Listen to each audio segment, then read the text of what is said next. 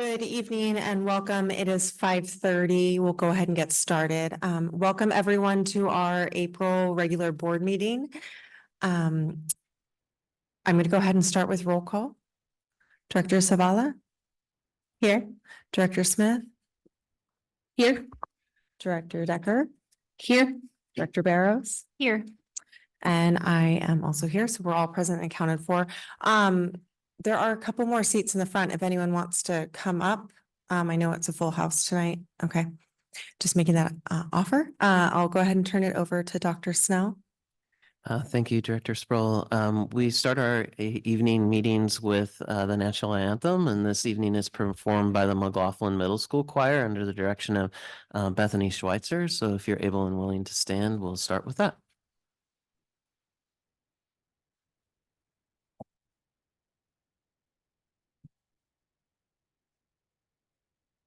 Oh, say can you see by the dawn's early light what so proudly we hailed at the twilight's last gleaming, whose broad stripes and bright stars through the perilous fight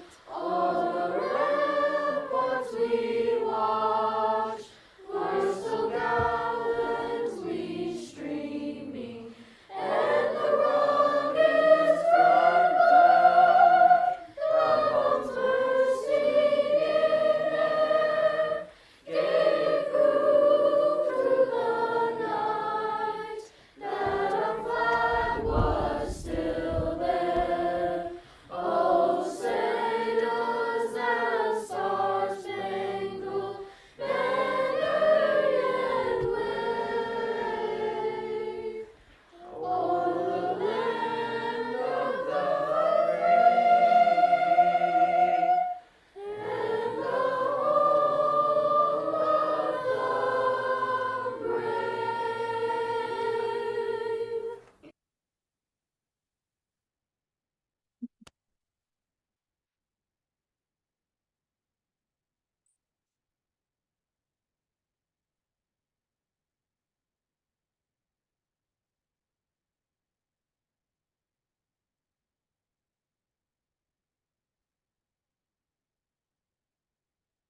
Well, thank you, everyone. Our other part of the agenda now with our meetings is that we end our meeting with a performance by the same musical ensemble. So the choir will be singing Homeward Bound at the end of the meeting, and those are archived on YouTube. So if you wanted to watch it later, you could. It's awesome to get to see them perform. For my superintendent's report tonight, I have much of the same that we've been talking about over the last, basically year. First, I wanted to give a short budget update, and I know that a lot of people are here to speak about the budget impact this evening, and we appreciate you being here and sharing your perspective on that. And then the board knows that at the last study session, we had an update on our strategic plan. And so as usual in our regular meeting, I just want to bring a little of that to this meeting to make sure the public has an opportunity to see that. As you came in, there's a handout regarding that. And then later there's a QR code if you wanted to scan and get that update digitally as well. So welcome this evening on a somewhat nice spring day. It was nice to see the sunshine come out, and it's nice to see all of you here. Related to the budget development process, I know many who have been here throughout these meetings are seeing these slides multiple times. So, but it is something that we kind of anchor our process in is the way that the board has went about trying to make the decisions related to the 24-25 budget. And we've been using this framework as a part of that process. And then also this framework is anchored in our equity policy. And so you can see that kind of going around the outside. I also always wanted to give an update on the timeline of where we're at in the process. We've been doing these updates since September, and now that we're in April, we're really implementing the reduction in force plan that the board approved back in March. And there's a lot of logistics to that and a lot of work that goes into that with both our labor leaders and district staff, and then obviously the impact on individual staff members, and then as staff members knowing that their colleagues are impacted as well. So It's been a very challenging time for everyone in the district. I know the board doesn't like the decisions that they're having to make with this. We've talked a lot about the cycle and the decision-making framework of the exploration part, and this is something that the board has talked about, and just want to orient people to that. Part of the reason that we're in this situation is our increased basic education staffing costs. And that I have a graph that I'll show next that really talks about the gap between the cost per staff member and what the state is allocating for our funding. And then there's also a gap between the number of staff members needed to operate our district, that we expect to operate our district, and what's allocated by the state. And then additionally with that, just some other increased costs that we've talked about are also hitting businesses and homes, just insurance, utilities increases. We've also seen a significant increase in our special education costs to make sure that we can run those programs. Our substitute costs and our transportation costs have been factors in this budget challenge that we're faced with. Additionally, I should talk about the student need. We continue to see increased student need and increased requests for more staff, not less staff. And then finally, just overall, our enrollment has been flat the last couple of years, and then has seen a decline over the last decade. This is a graph that I often use in the presentation just to talk about that gap between what the state funds and what we have here. And so the blue line is the number of staff that are funded. And so we've went down from 85% to 82% to 81% in this current budget cycle of staff that are funded by the state. So that means the other 19% of our staff are being funded through other ways. And then the orange line is the benefits, each staff member's salary and benefits. And so that we've also lost ground since a high point of 81% of those were funded by the state. And now we're down to 65%. And so those gaps are really, really challenging. And we've talked about what can a school board do about those gaps. We don't have an opportunity to just raise revenue. And so one option is one that you've taken the last several years, which is to delay as long as possible any impact and to use different revenue streams. And we were fortunate enough to have COVID relief funds to do that. And so we have not reduced positions the last couple of years by a combination of those COVID relief dollars and fund balance. But unfortunately, that tool has been used up. We no longer have those resources. And so the other two options that a school board has is really to lower the cost per staff member, but that is a part of our collective bargaining agreements. And so that's not something they can just decide unilaterally. That's a partnership. Or the third option, which is to reduce the number of staff. And unfortunately, that's where we've had to go with the resolution that was approved in March. This is the resolution that was approved in March that probably many of you are aware of, that shows the different categories of staff and how we're realizing the savings to get to the 8 to 10% reduction of our budget. So we have been working through the reduction in force process. We've been really just trying to understand the impact and what's going to happen as a result of this.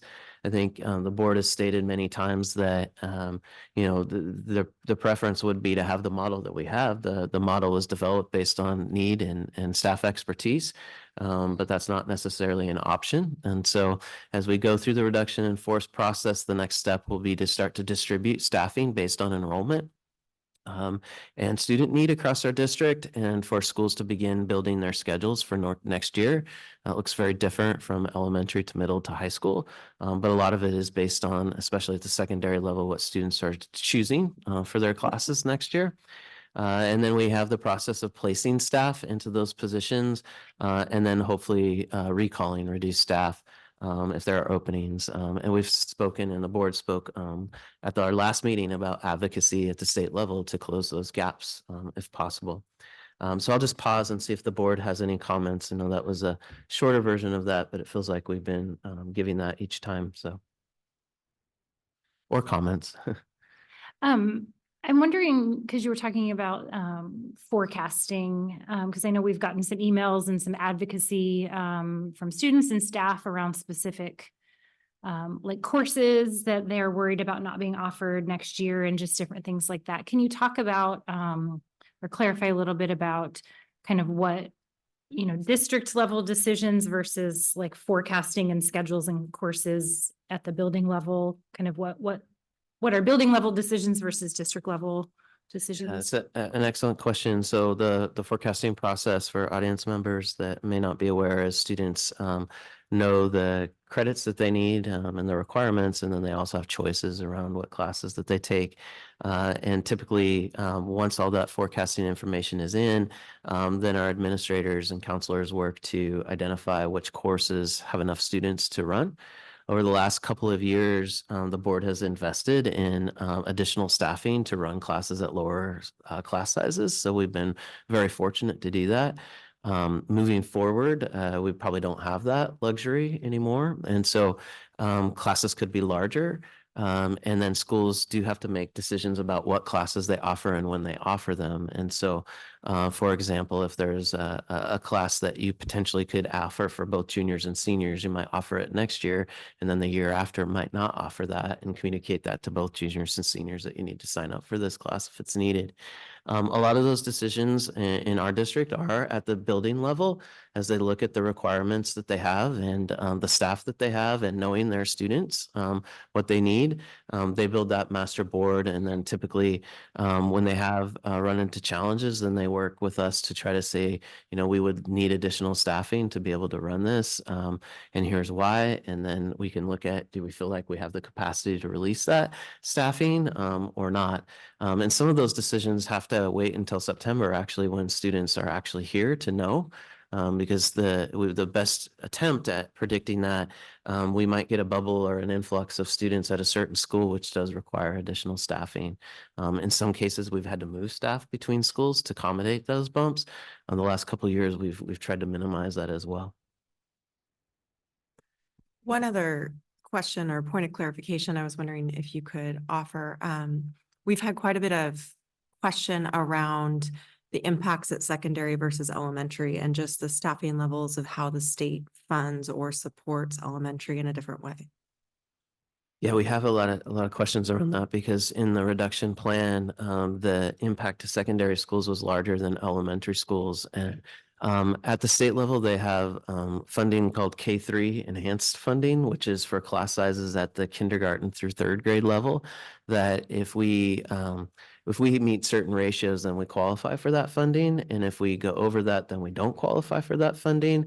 And so it's important that we keep our class sizes at that K-3 level down. Otherwise, we'll kind of get double jeopardy, where we have larger class sizes and we don't qualify for state funding at the same, rate that we could. And so the impact at secondary is definitely felt a little more than elementary in the classroom level. Thank you for that clarification. I did want to just add one more comment in regards to state advocacy. I think this is a terrible situation that we're in. And I think, Kathy, you said it last month, is if there were any other option, we would choose that. But I've been so inspired by especially the advocacy from our students. The board has received so much correspondence in the last month, particularly from students who are organizing and civically engaged and using their voice to share about their relationships with teachers and staff in their school that make a difference every day. And I just encourage all the students to use your voice in Olympia as well. It's needed. Director Zavala and I had the opportunity, and Dr. Snell today, but right before spring break, to meet with Chris Reckdahl and hear about his more 12-month plan for updating the prototypical school model. And this is advocacy and work we're trying to do for more of a long-term solution.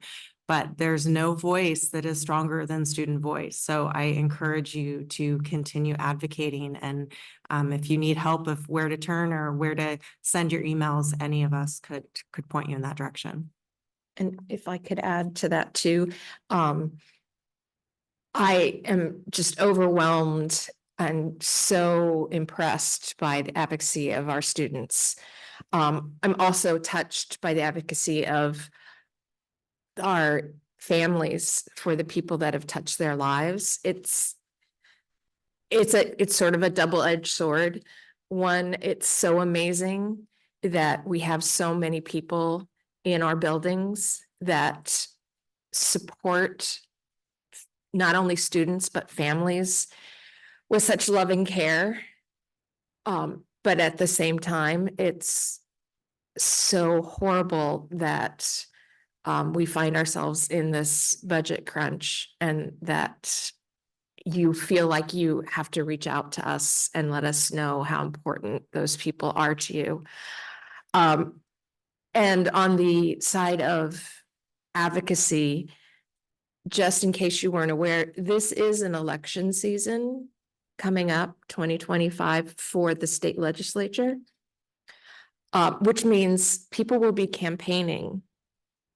And they will be having open houses, there will be forums, there will be opportunities for you to meet and greet with the people that are running for office for our state. Take the opportunity, don't wait until after the elections to start advocating. Go to the forums, go to the meet and greets, go to the open houses, make your voice heard during the campaigning session so that people know that you feel like education is important and the funding of education is important. Don't wait, start now. So, thanks. Thank you, Director Decker. Any other comments or questions?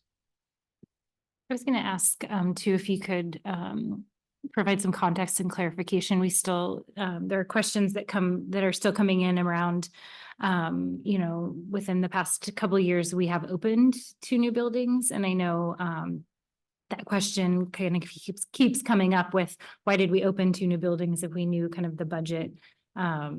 Which, we know that was, a decision from 2017. So can you provide maybe some clarification just for people who aren't aware of that process? Yeah, so 2017, the community approved a bond for the district that had a lot to that bond. It was really grateful for the community, including new buildings and remodels and safety upgrades.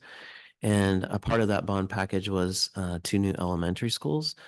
Back in 2017, when that was approved, the world was a little different, and the projections around enrollment were different.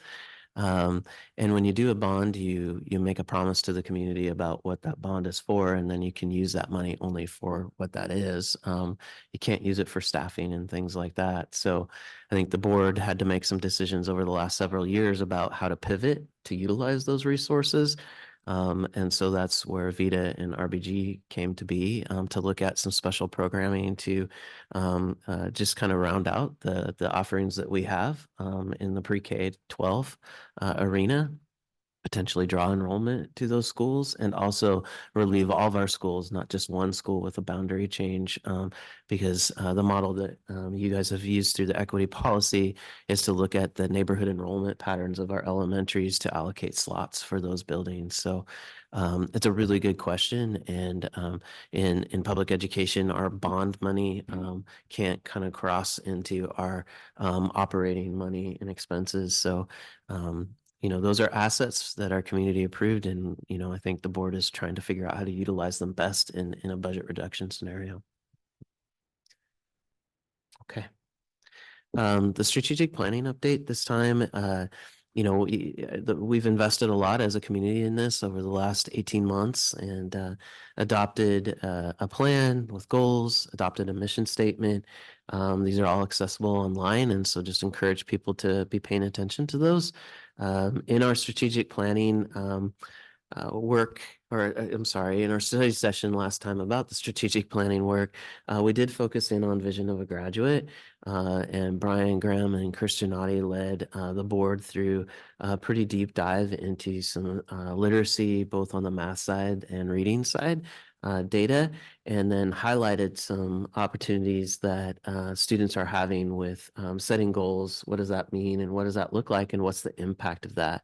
And that's the 1-pager update for tonight. If people are interested, it's really looking at Jason Lee Middle School and how they collaborated with students around growth and the results of that. So definitely a highlight for audience members that are here the first time or viewing for the first time. We're trying to tell a story with a strategic plan in every regular meeting to just kind of show here's a chapter of what we're working on and why we're working on it and how we're trying to get better at the way we serve students. And so this is a snapshot tonight of that. And I will pause and see if there are any other questions on the superintendent's report this evening. Just one note, the study sessions and our committee of the whole meetings are all recorded. So if you are interested in learning more, or seeing the conversation, it was a really thoughtful, long conversation just about, I think specifically our student achievement, and where we're going under the strategic plan. Okay, with that, we're going to do some recognition tonight. So I'm going to actually head to the podium and we'll have some slides up here. I know that Director Sproul sometimes, or our board chair, will say that you are welcome to leave after the awards. Like you don't have to stay if you don't want to. You're welcome to stay. But after we do the awards, there'll be kind of a short pause, and if you can just kind of make your way at that point. And then maybe there was some more seats too if people want to move up. So I'm gonna make my way over there and we'll start calling. One more reminder for the recipients, we'll take an individual photo, but stay up, and then they'll take a group photo at the end of each category.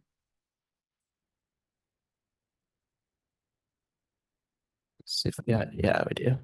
It is time to recognize the April Employee Excellence Award recipients. The following employees were selected by a committee of their peers for commitment to the students and staff of Vancouver Public Schools. And these recipients were among the many outstanding nominees who create a caring environment and positive workplace through their exceptional efforts. For information about each recipient or to submit a nomination, you can visit our website, and there's a link there for you. So our first award winner is Kate Burns. Give her a round of applause, and she's here.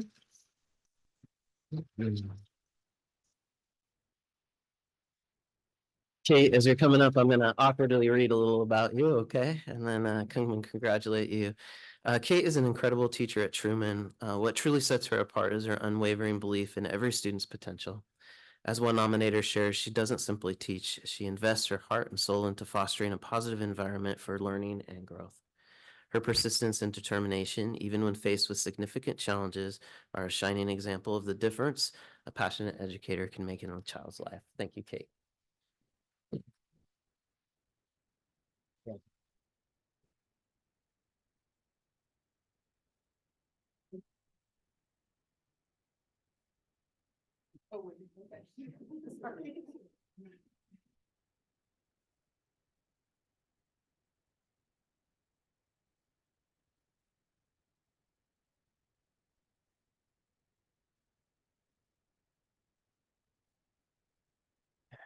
Our next recipient is Jody Deeney, a lab teacher at Sacagawea Elementary. If we could give her a round of applause.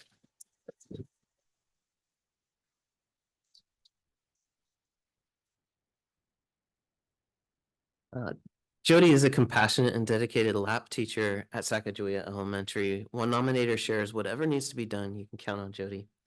She works tirelessly to meet each one of the students' needs, both academically and emotionally, with her intervention planning. Besides supporting her students, she is also there for her colleagues, selflessly offering her time, resources, and support. She's a true asset to the Sacagawea community. Thank you, Jody.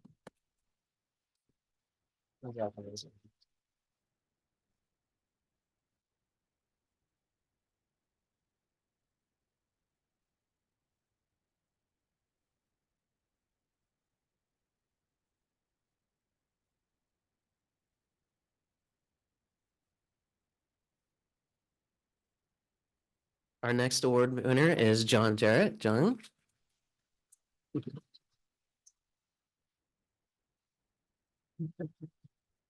I gotta say, normally I don't see John looking this sharp. I mean, he looks sharp every day, but when I saw him come in today, I was like, wow.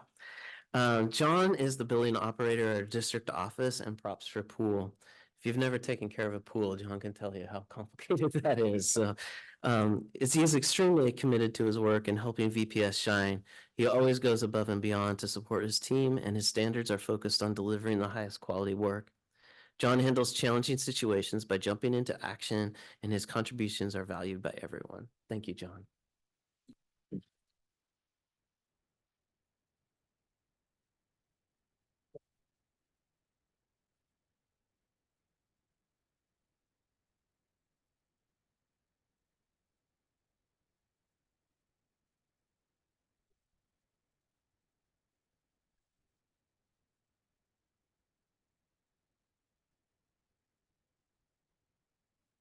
Our next award winner is Marie Gonzalez Johnson. If you could give her a round of applause.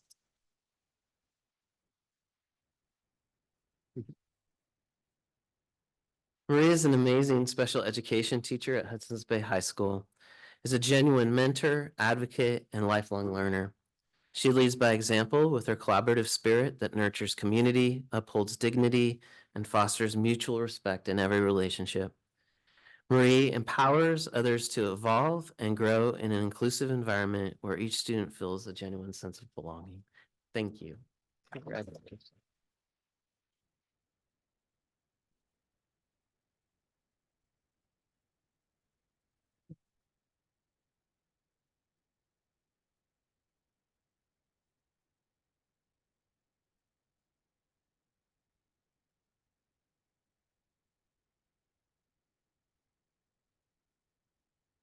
And next we have Tim Smith.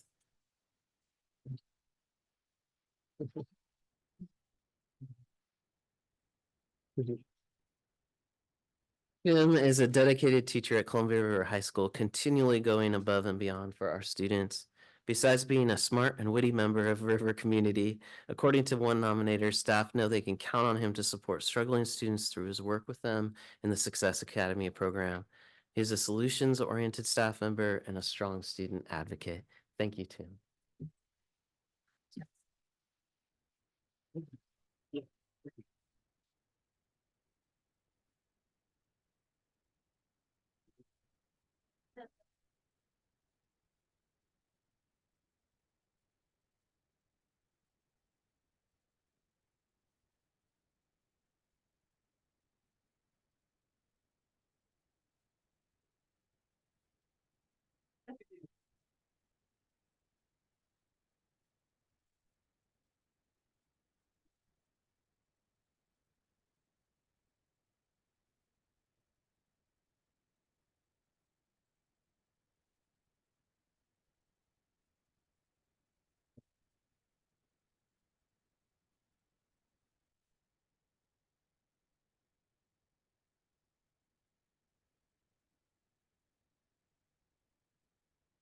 We also have an additional staff recognition today.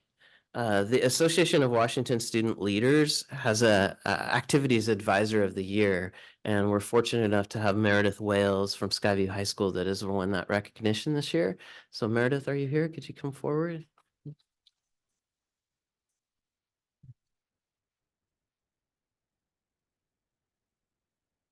So Meredith from Skyview has been named this Activities Advisor of the Year, and her success is not only based on her commitment and talent, but also on the support from her school. Principal Andy Myers stated, Mrs. Wales, students have created several amazing proposals that we have implemented to improve our school. They have been instrumental in establishing a student voice council that has allowed us to capture feedback on our students' learning experiences and work on our efforts to improve a sense of belonging. Congratulations, Meredith. Thank you for your work.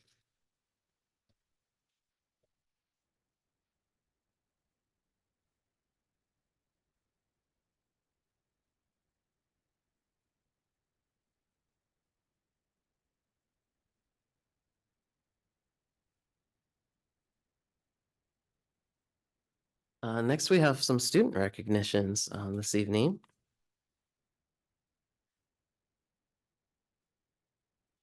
The first is a series of College Board national recognition programs. The College Board awards academic honors to high-performing, underrepresented students, and there are 5 national recognition programs. Recipients are strong academic performers and students who take eligible administrations of the PSAT, NMSQT, PSAT 10, or AP exams. And with that, they meet certain score requirements and are considered for these national awards. Students must also identify as African American, Black, Hispanic, Latino, Indigenous, Native American, first generation, and or attend high school in a rural area or small town. Many colleges intentionally recruit awardees, and school communities often celebrate students who receive these awards, which we are doing tonight. Please join me in congratulating the following Skyview High School students for earning the College Board's National First Generation Recognition. If I could have Kendall Caldwell, Francesca Dimmick, Daphne Evenson, Diana Guadarrama, Jake Iverson, Joshua Palka, Kim Fan, Oliver Farr, Christopher Vega Lyons, and Benjamin Young. If you're here, if you could come forward.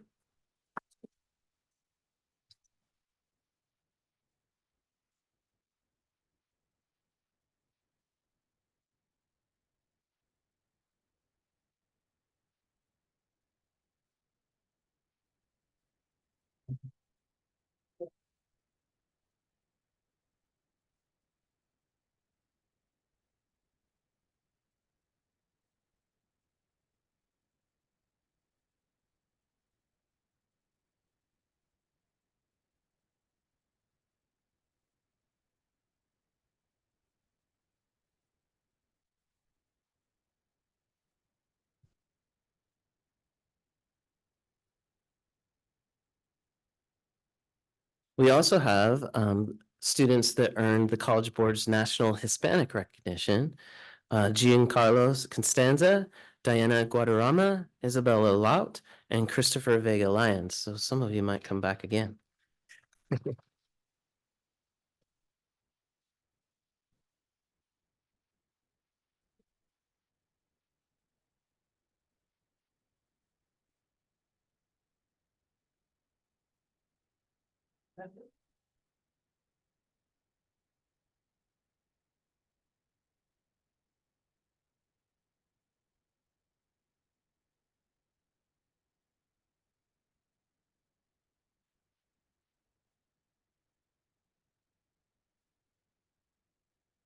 And finally, we have some athletic recognition this evening. We have the girls bowling state championship. Fort Vancouver High School finished second in the 2A division. Congratulations to them.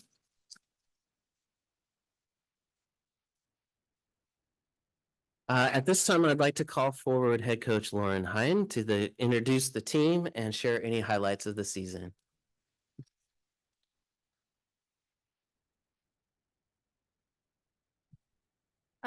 Good evening. My name's Lauren Hine. I've been the coach at Fort for the last 4 years.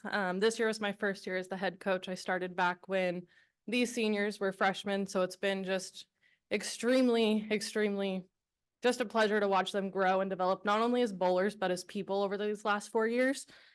And so we did have an extremely successful season, not only as a team, but also as individuals. Our varsity team consisted of 4 seniors, 2 juniors who rotated in. Without each individual, we wouldn't have been as successful as we were. We had 3 girls earn first team all league. That was Lacey McCann, Lillian Peshka, and Taryn Albrecht. And 1 girl earned second team all league, Danica Iosti. Lacey and Lillian were also chosen for the all region bowling team by the Columbian. On top of all that, all 4 of the seniors have been offered athletic scholarships to continue bowling in college, which is just a huge accomplishment.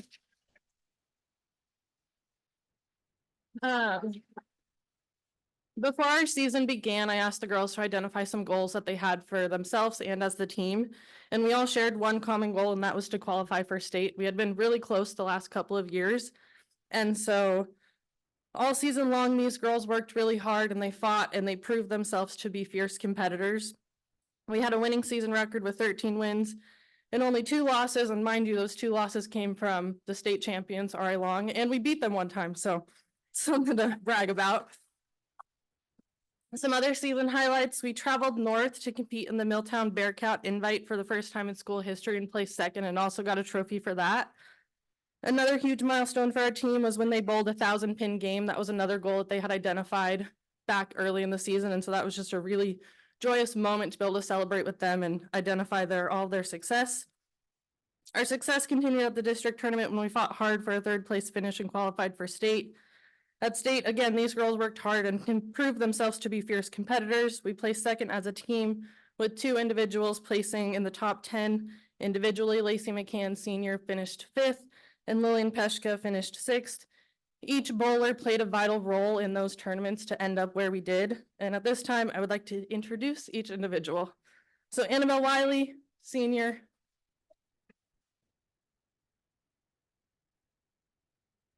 This is also our team captain. She's been the team captain for the last 2 years and has just been an incredible individual to lead our team.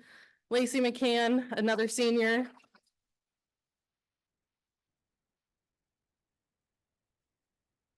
Lillian Peshka, another senior.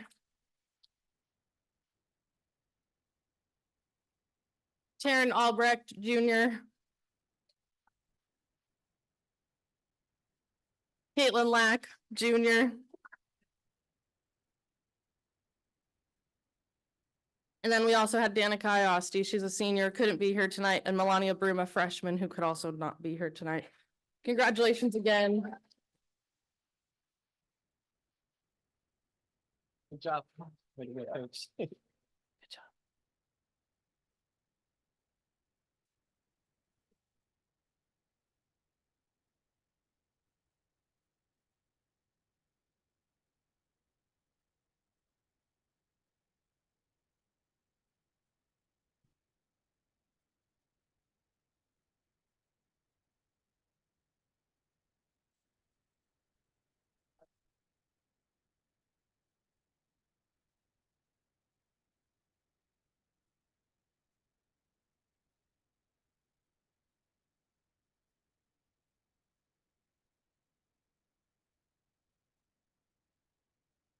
And next we have another bowling team. Skyview High School finished third in state in the 4A division. Congratulations to them. We invite head coach Tracy Chung to introduce the team and share highlights of their season.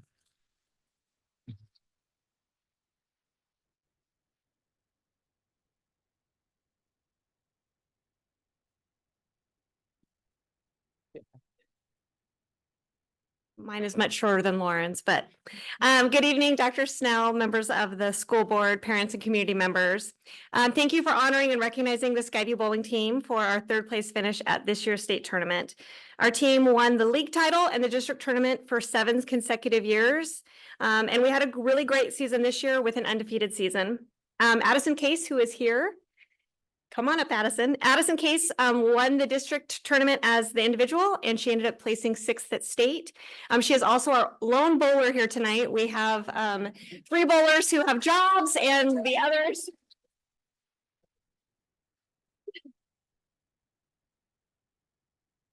We have 3 bowlers who have job commitments, and we have 3 bowlers who have spring sports commitments. So, it was also really exciting for us to cheer on our Fort Vancouver friends to their 2nd place finish at state. Lauren's a former student of mine, so it was extra special. We want to say thank you to our athletic director, Julian Williams, and our ASB clerk, Annette Funkhauser, for all their support and help with scheduling and busing and figuring it all out.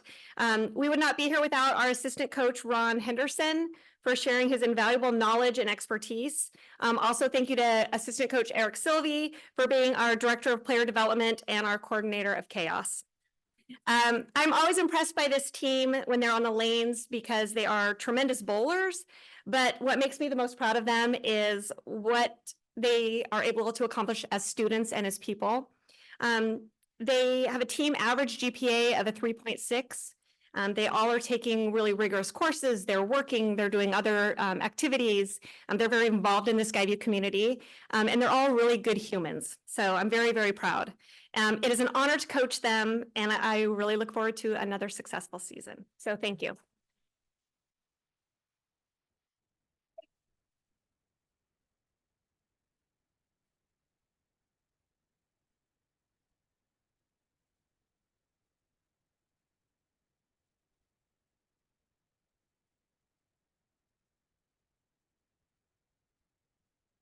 And finally, we're going to recognize again Tariq Kurta of Fort Vancouver High School swim team. And he's placed 2nd in the 50 freestyle and 3rd in the 100 freestyle at state this year. So congratulations.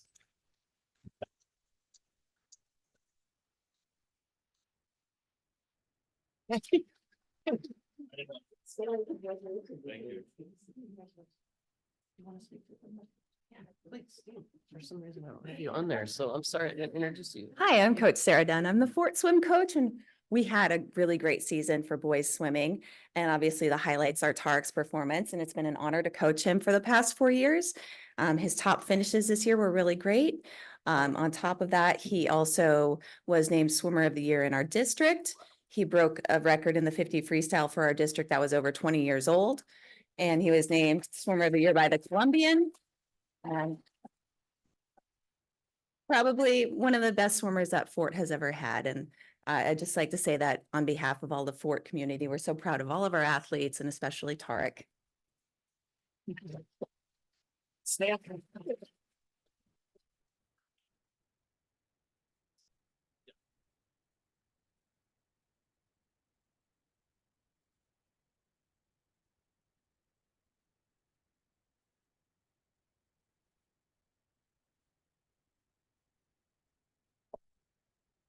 That's it.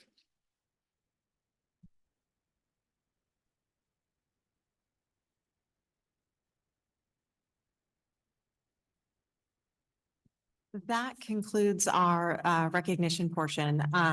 So yeah, another round of applause.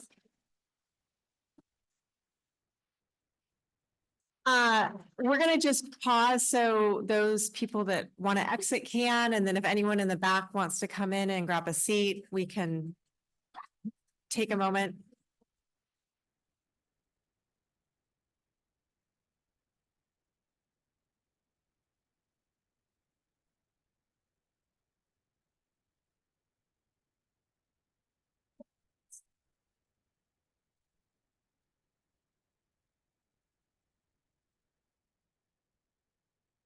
So the next item on our agenda.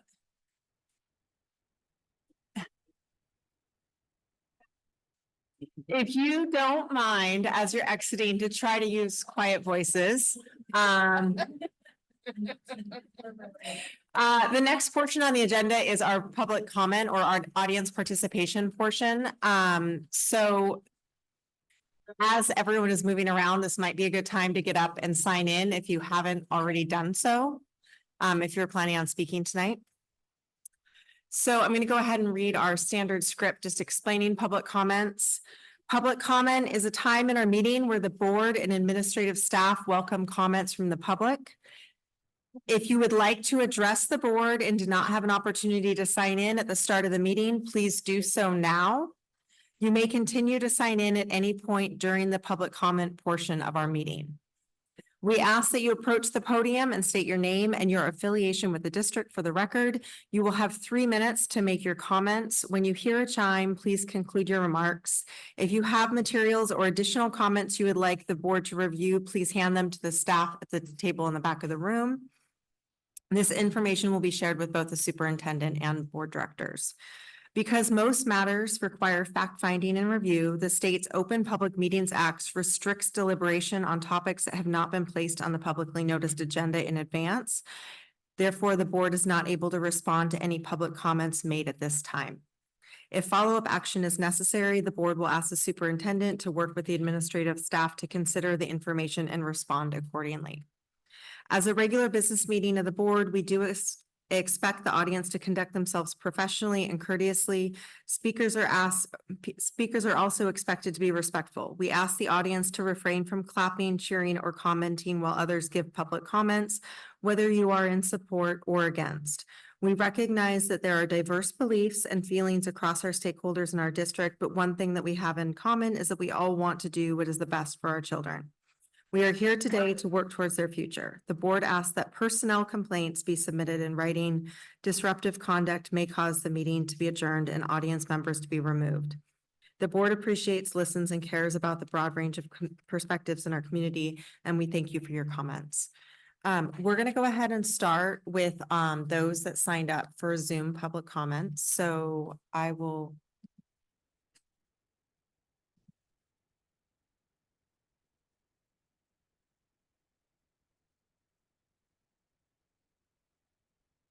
the first public comment is Megan Formel.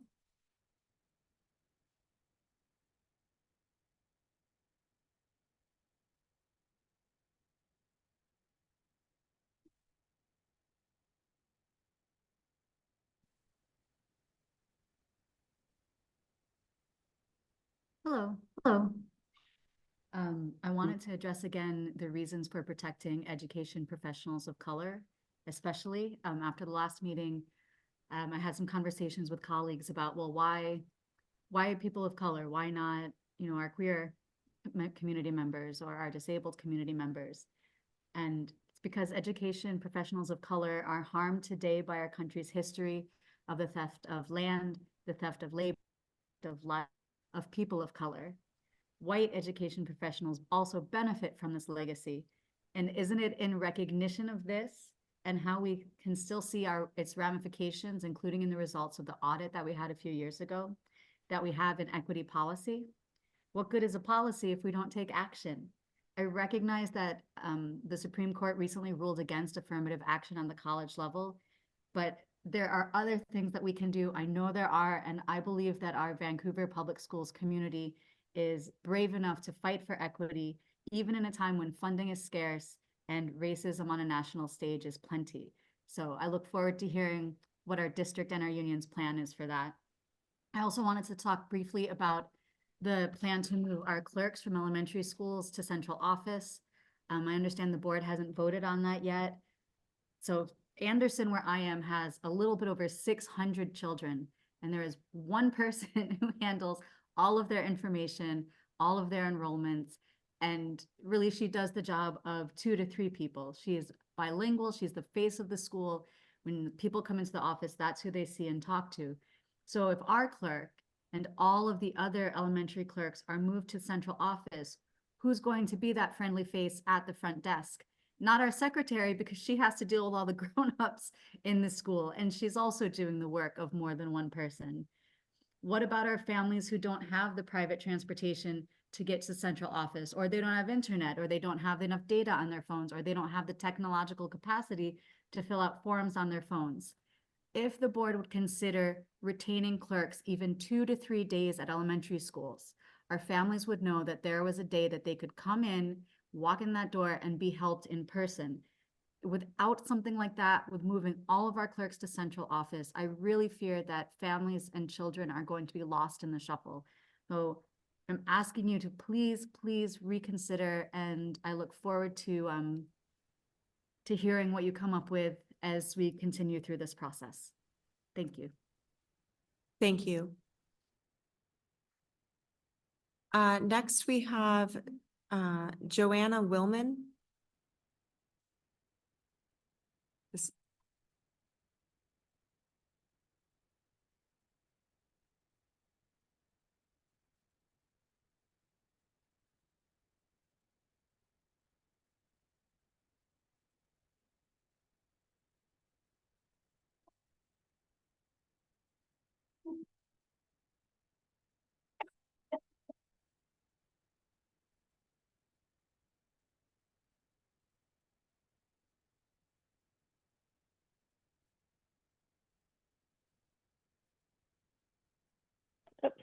Sorry. My name is Joanna Willman. I'm the secretary at Salmon Creek Elementary School. I understand that currently you guys are making some really tough decisions. I have sent many letters and talked to several people about my concerns about cutting the elementary enrollment clerks. And I want to take just a few seconds to express my concern once again. Elementary school is often the first interaction families have with our public education. With only 2 people in the front office most of the time, we are able to still give the families tours at the beginning of school to help ease the worries about leaving their children at school and help them understand the registration process. Moving the registration online has helped a little bit with families being able to register, but we still have families coming in, asking questions, and we are able to ease their anxieties.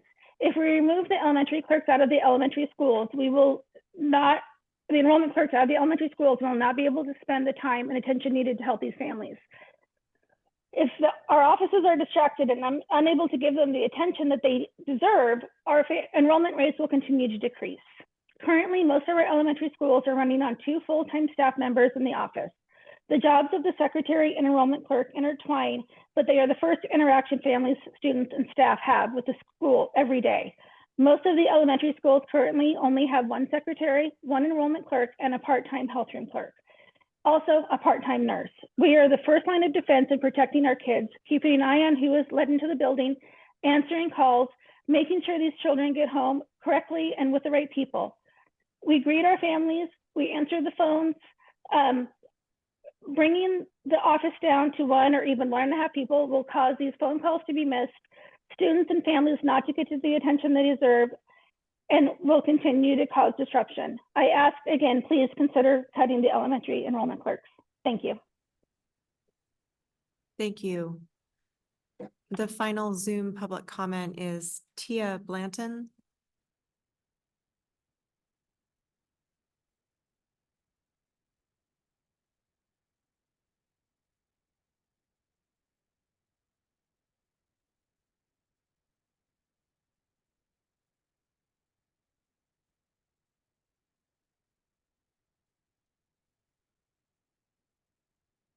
Okay, we will proceed with. I have the updated. This is updated forever. Just to make sure. Oh, those are in person. Okay. Okay, Jefferson, just to confirm, Kelsey Bristow and Isaac Dennett, neither of them. Okay, perfect. You're in person. Okay. Okay, then both of those are in person. Yeah, no worries. No, it's good to double check. So we'll go ahead and start with our in-person public comments. My understanding is that Melissa Springer is no longer interested. Okay, we'll go to Kelsey Bristow, please.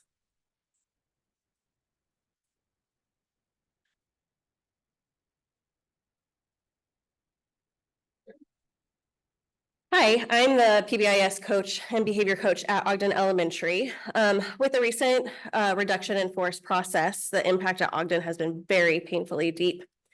I'm fully aware that every school and every neighborhood in Vancouver is being affected by these budget cuts, but the impact that I'm speaking on tonight is specifically for the Title I school and community that I support every day. Ogden Elementary serves 676 students. Over 70% of our student body are on free and reduced lunches, and 41 families are part of our HOPE program. We are a high poverty school with countless students who are highly impacted with trauma, and there's a great need. With a mixture of RIFs and non-continuing contracts, we have lost over 11 irreplaceable staff members so far, with more cuts that are expected. We have teachers and paraeducators who have dedicated decades of their career to Ogden.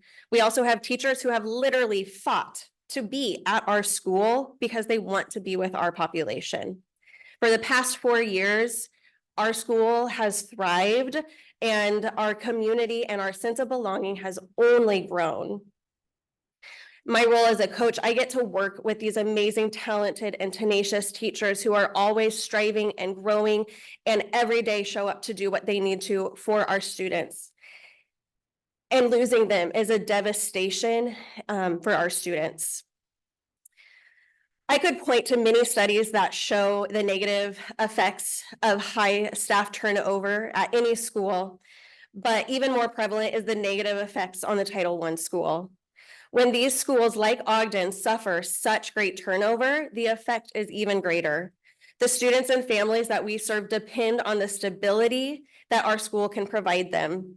It is a shame that so many of our teachers and our staff have been impacted through these reduction in force. However, the true travesty would be the long-term negative impacts made on our 676 students. It's just devastating. The communication from the district was that they were going to prioritize our high poverty schools like Ogden. These RIFs are and will continue to be damaging, but those at the center of impact are our students. So please prioritize Ogden and other title schools in bringing back as many of our family members as possible. Our family at Ogden belong together. Please keep us together. Thank you very much. Next we have Isaac Dennett.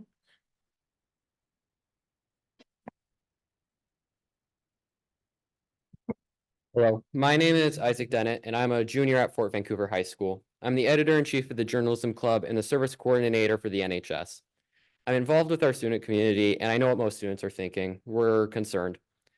As our school lost the most teachers out of the high schools, with 11 teachers being RIFed, some teachers will need to be brought in from other schools to fill the gap. This will negatively impact our school. The current teachers and staff have built up an amazing community at Fort that pushes our student body to try its best and reflects our diversity. The teachers and staff at our school are constantly prioritizing our students and giving them the future they deserve. Personally, I have gotten to be part of so many opportunities while at Fort. I'm currently in the Spanish dual language program and have an amazing Spanish teacher who brings students together to learn about the world. I have an amazing journalism club advisor who pushes us to report what we are passionate about. I have an amazing NHS advisor who helps us improve our school community even more through volunteering. We have amazing counselors who know our needs as students and as individuals. We have amazing teachers like my English teacher who are involved in our community and always have an open door to support. I have an amazing math teacher who seeks out opportunities outside of the classroom to enhance student learning and interests and always gives them time and individual students to help them learn. We have an amazing librarian who brings in all types of books to make sure that our books matches the diversity of our school. I want the teachers and staff who come to Fort to prioritize the same values as our current staff and are excited to be part of the Fort community. I want our students to have the best educational experience possible. Fort Vancouver students have so much potential. There needs to be some sort of system in place that checks in on the students next year to make sure that they are feeling seen and that they are receiving the best education possible. A high quality of education needs to be ensured here. Fort students deserve the best. They need all the support possible to fulfill their dreams and reach their goals. We need to ensure that teachers coming from other schools teach at their best, even if it's somewhere they may not want to be. We need reassurances that the teachers coming to Fort from other schools see how much potential Fort students have and help them realize that potential. This is what our Fort student body needs and deserves. Thanks you for your time. Thank you.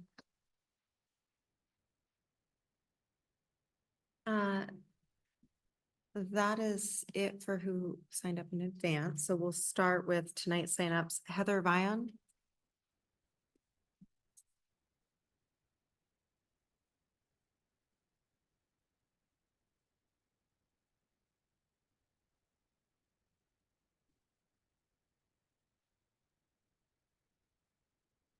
My name is Heather Vian. I am a mother. I have 2 children in this community, and I care very much about the Vancouver Public Schools.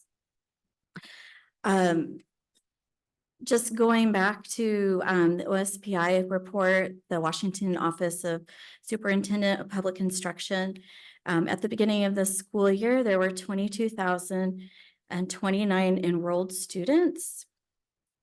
43.1% met English standards, 29.8% math standards, and 40.7% met science standards.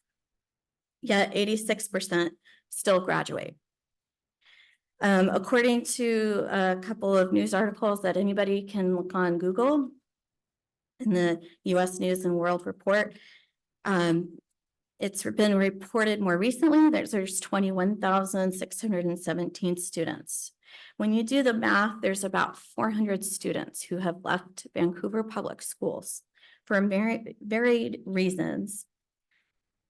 And we know that there's a huge increase in individual education plans and 504 plans, as well as behavior incidences.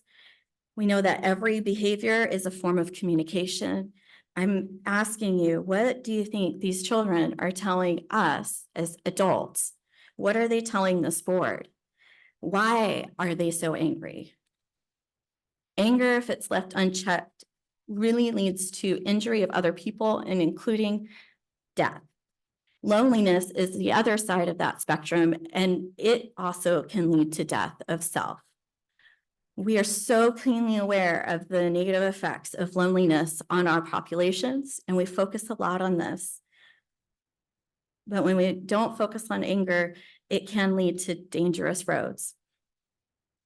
Anger is only one piece that keeps children from learning. There's a lot of different things, but Empowered to Connect is a training curriculum that really equips adults on how to not only understand themselves, but also really help children. It is scientifically based. It helps with their staff to staff relations, their staff to student relations, and their staff to family relations. It helps train them and equip them, give them tools that will help them to be able to build real relationship with other human beings. It is trauma-informed care, and it only benefits everybody. I'm going to take just a few minutes to tell you my why of why I took my 2 children out of the public schools.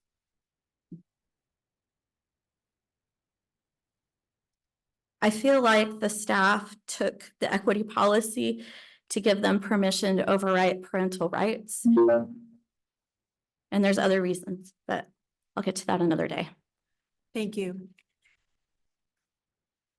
We have Julie Salwasser.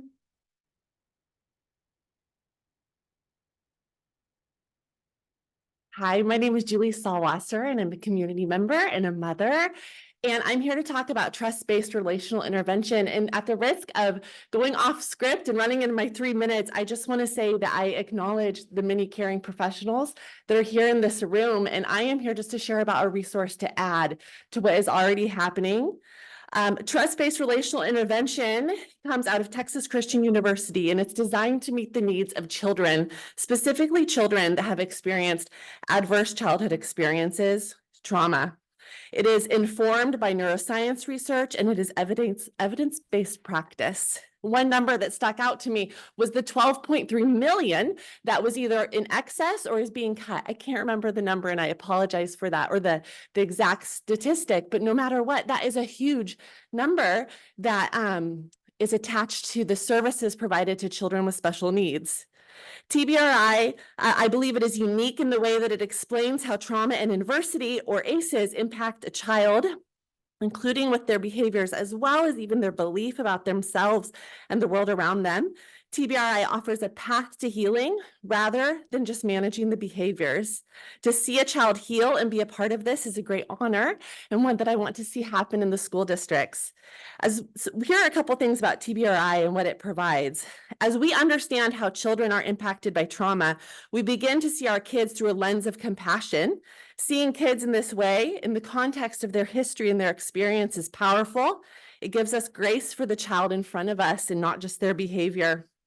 TBRI provides practical and real interventions for your teachers.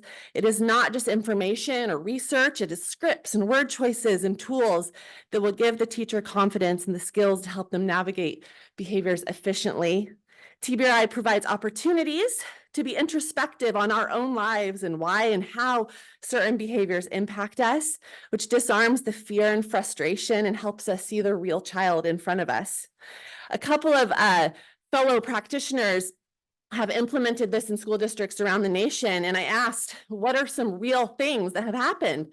And one said, after doing group activities that are shared as examples, after this happened regularly, the teacher found students offering co-regulation for each other outside of the activity. A teacher, I believe, in first grade implemented only one strategy at the beginning of the school year. Part of this was teaching the kids how to check in with themselves. After doing this every day for 3 weeks, she had a different class. The kids started to understand their internal experience more clearly. As your school district reviews your budget and resources, do know that implementing TBRI would not come at a great expense, but it would provide great resources and direct support to the teachers and staff in this district, therefore benefiting the kids as well. This implementation, it's available in different ways, even as digital content through TCU, and I would love to share more information. Thank you so much. Thank you. Next, we have Chipo Sauer.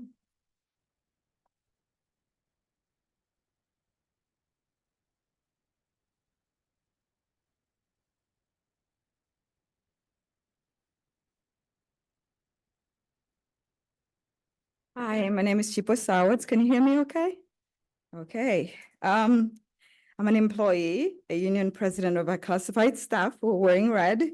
And today I'm standing before you as a parent, and I got my son there today and his friends. I wanted to address the VPS board today. I work at Hudson's Bay High School, and we serve a diverse group of students from all walks of life. Included in our population, we serve minority students, students with special needs, at-risk students, and some who are homeless. This year, we've welcomed new students from Central America, Africa, Ukraine, Uzbekistan, Kazakhstan, and these are students who don't speak English at all. Since you have not provided us with interpreters, I've watched a teacher librarian pull out her phone to use Google Translator to assist students. I do want to say that the district has not given us translators, even though we've had a lot of students coming in that don't speak English. You've not given us translators. So as a result, our librarian is the one that's been working with kids to assist them in this way. Besides her library duties, Rochelle co-teaches in classrooms, helps students with special projects, manages the library and collection and technology. I was literally shocked last week when I found out that the board voted to reduce the hours of a teacher librarian to 0.5, which means that she'll only be a bay part-time. We've had 2 technology specialists. You've eliminated one and agreed to centralize the one that's left. As a board, you have a responsibility to do what's best for our students and for our community. Yet you've not taken the time to come out to our schools. You gave out a survey and said, you know, where do you want us to cut? But not one time have you come to our schools to see the kind of work that we do, to see if this is the best way to implement these cuts. As a school board, I guess I said that without even reading it. If cutting teacher, librarians, technology specialists, enrollment clerks is the way to go, these are the people who work on the front lines and assist students before they even get to the classroom. Putting out a survey is not enough. Where's the equity if you can vote to eliminate and reduce the hours of staff who provide services to students who are the most underprivileged in our community? As a parent and an employee, I'm very disappointed to see that the current school board is not representing the students and the community you serve. It is not equitable, and if you vote to take away services from students who need it the most, I think as a community, I'm thinking twice about who to vote for to put in the board, because you really need to reflect the needs of our schools and our community. Thank you. Thank you. Linda Freeland.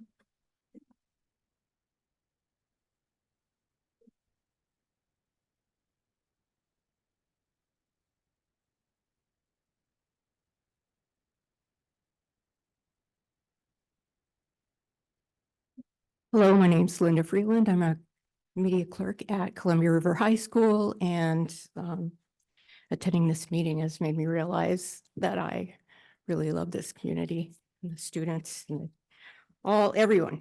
All right. However, there's some inequities here. I've been thinking a lot about all of this over the last weeks. I don't, trying to figure out why. I wondered whether you saw this coming and you didn't care, or if you didn't care to see it coming. And I realized that it doesn't matter. If this mattered, then you would have raised the alarm a lot earlier, and you wouldn't have waited until the last minute to implement these cuts. It doesn't matter because ultimately this is about the student. This isn't about the students or the quality of education they receive. It isn't about community or what a good education can do to contribute to a healthy economy. And this is about money all the way down. It's about making sure that people in executive management and administration continue to make more and more money. And I just have the numbers to show that to be the case. In 2022-23, our superintendent compensation was package was $363,684, the 24.39% increase over 21-22. Our CFO, Brett Blechschmidt, made $250,000. This is last year. And then we have, I lost count. We have many people making over $170,000 per year as of last year, and they all consistently got raises from 6 to 7% every year. The reason I have a problem with this is because every time our unions go to bargain, we're told there's no money. It doesn't matter if there is money or there isn't money, because sometimes there isn't any. Every single year, the people at the top consistently get raises. So I've discovered that if you want to know the true purpose of a thing, you look at the results that it produces. I don't have numbers for student success. I only have my experience seeing students struggle more and more, particularly students who depend on public school to get their education. Reduction and centralization of staff only serves to further distance these students from our community, while it concentrates power once more in the central office. The one consistent result in this district is generous compensation with robust annual increases for executives, managers, and administration, while teachers, support staff, and students are sacrificed to make this possible. Thank you. Lynn Davidson.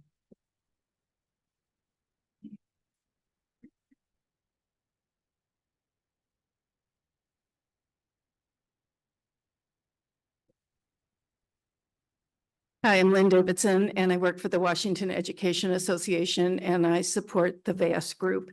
And actually, any member, right? No matter what union belong to, we all need to stick together and support each other. I'm going to talk fast, and I'm not going to go into any hello, goodbye stuff because I only have 3 minutes, and last time I got cut off. I appreciate Mr. Snell, Dr. Snell, talking about the contract in the slideshow. Those are agreements that we make with the district. You win some things, we win some things, and the rest of it's just kind of there, right? So when we bargain raises, it's the district's obligation to keep up the saving of money to pay for those raises and not hold that against us when you're in a financial hard time. The ESSER money was for 4 years. We knew it was for 4 years. I remember meeting with Brett and talking about the ESSER money when it came to be. Responsible people would have said, this is only 4 years. How are we going to do the best we can with what we have without overspending and causing this cliff, right? ESSER cliff is what they call it. I do appreciate that the money was mostly spent on staff when you look at the numbers and how that was done. But you have to realize that you, just like in your home budget, you have to make room. And you guys are the people that are supposed to do that. You guys are the people that make those decisions. And you just totally blew us off. Then we lost a lot of people, everybody did, but we also lost our enrollment clerks, which was devastating. And I think it was a personal attack on them from somebody in the district office. There was no reason to do what that happened and get rid of them. When you do things to people that you're not happy about or that makes them sad, they're losing their income, their ability to pay for themselves and their family, you usually do that in person. And you are heartfelt about it. I could say to Cheapo, I'm really sorry. We knew we had this money. We knew this was going to run out. We didn't plan properly for that. I apologize to you that you're going to lose your job because of our mistake. That is what ethical people do. They own their mistakes and they apologize for them and they recognize them. And I have not seen that. When I went into meetings with folks, it was, well, why are we here? Well, management didn't know. Who planned this? Management didn't know. You owe those people. You owe those people that you harmed by not planning properly a personal appeal. The thing I'll close with that I think kind of wraps this whole thing up is that my husband was a Marine and 7 Ps. I'm so sorry. Thank you. No, I'm sure.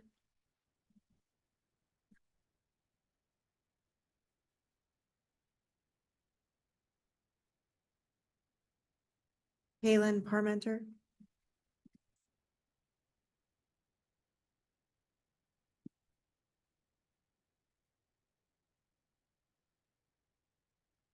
Good evening. My name is Caitlin Parmenter. I'm an enrollment clerk at Franklin Elementary, and I also do attendance there. And so it's kind of ironic that my job title is enrollment clerk because that's only probably about 5 or 10% of my job duties of what I actually do in the building.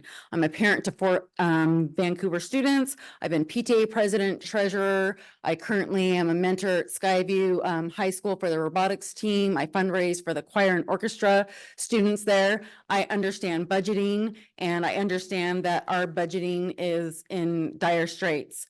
The centralized plan for reducing the enrollment clerks at the building level may make sense on paper, but for the families, students, and staff who work the buildings, we know the people numbers don't add up. On OSPI's website for the 2024-25 school budget, there's funding that is allocated for elementaries to have 2 full-time office staff. I would like to know why that allocated money is being used to pay for someone else's position in the budget next year. The slide that Dr. Snell showed about the 16.5 FTE budgeted reduced in force positions for secretaries and clerks doesn't equal the 25 FTE enrollment clerks and secretaries that are actually losing their jobs. The safety of our students is our #1 priority. The secretary and the enrollment clerk, we work as a team. We know our families. How is the secretary going to handle entering attendance, phone calls, medication distribution, injuries, location of missing students, doorbell entry for parents, their own job duties, go home plan changes, all this by themselves, let alone have a bathroom or a lunch break?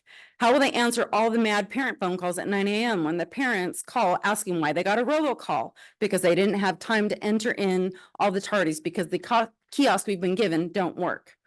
We have a part-time nurse. Our principal is the sole admin. When he's at the principal meeting on Tuesday meeting, guess who's in charge? The secretary and the enrollment clerk. If we only have one secretary, if she's out sick and we have a substitute clerk, guess who trains those? That's the enrollment clerk that is training them. The district does not provide any training for them. They are trained in the building because each building is a unicorn and has different responsibilities. We need at least one person in the building who knows their specific building and can work with that sub. Because if you just have a brand new person, how are they gonna know how to check to make sure somebody's clear to check out a parent or if there's a restraining order? It's also a concern because substitutes are not trained to give medication. If you have a health emergency or somebody who's coming for asthma, an EpiPen, seizure, anything like that, and there's medications, they are not trained and cannot administer medication. And thank you. I second Kathy Decker's comments about talking to your reps because Stephanie McClintock, our rep, she says that there's lots of Band-Aids that are being put and nobody's doing anything about it. Thank you. Kristen Stockwell.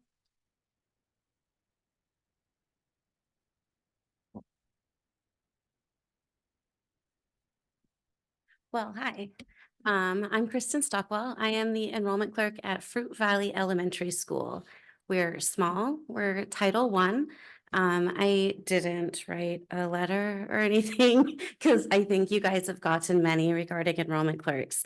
I was so excited for this superintendent and this board. I remember being at board meetings past and absolutely seething at what felt like waste and not caring. And so I was really heartbroken and grateful that I watched the last board meeting via Zoom because I busted many tears. It was the saddest thing I've ever seen. And that was before I even knew that my job was lost. And I'm really sad that my job is lost. And it's not because I'm going to go hungry. If you are in education, you should read a book called Disillusioned. It follows 5 families and it talks about how the aging suburbs are the collapse of the public education system. And I get it. So to me, when I read that and when I understood it, I thought enrollment at Fruit Valley is up. We went from 198 to 213. You know, like it's not huge, but it's not down. And our students that didn't used to show up are showing up.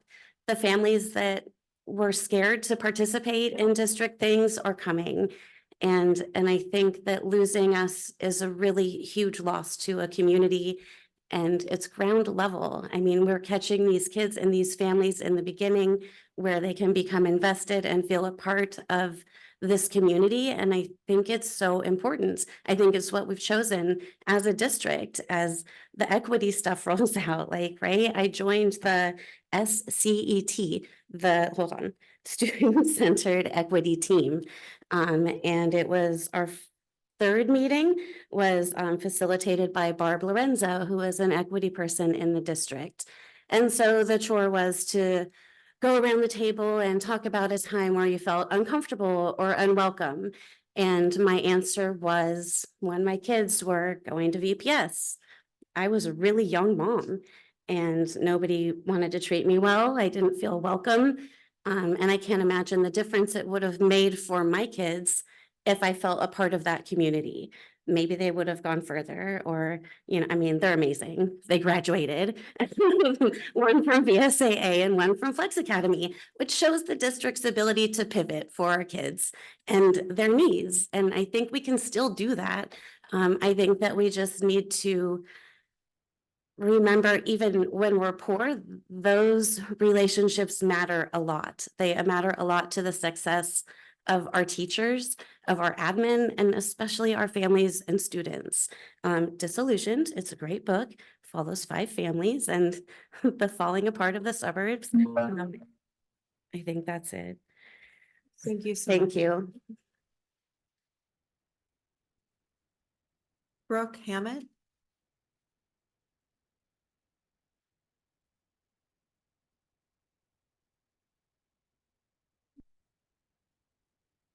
Hello, my name is Brooke Hammett, and I have had the privilege of raising 2 children, one almost to graduation at VPS. I am also the enrollment clerk at Minnehaha Elementary.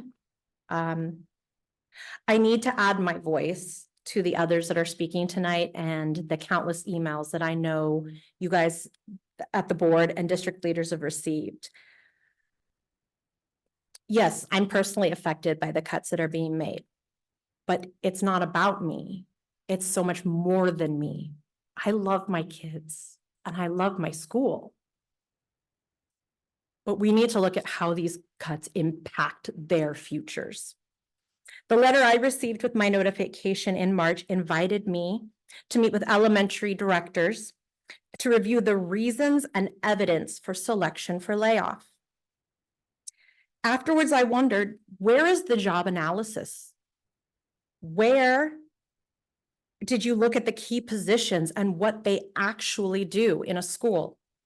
What about notes from interviews with our admin teams, the people that lead the buildings that are going to be affected if these cuts go through or when they do? Where are the notes from your site visits when you saw how it actually looks every day? Were these cuts based on an opinion or actual evidence? Sorry, I'm upset. There's a handout titled Centralization of Enrollment Clerk Positions Key Points for Principals. It mentions fully transitioned online and automated systems. It mentions kiosks, but it leaves out that those kiosks either don't exist or don't work at the elementary level.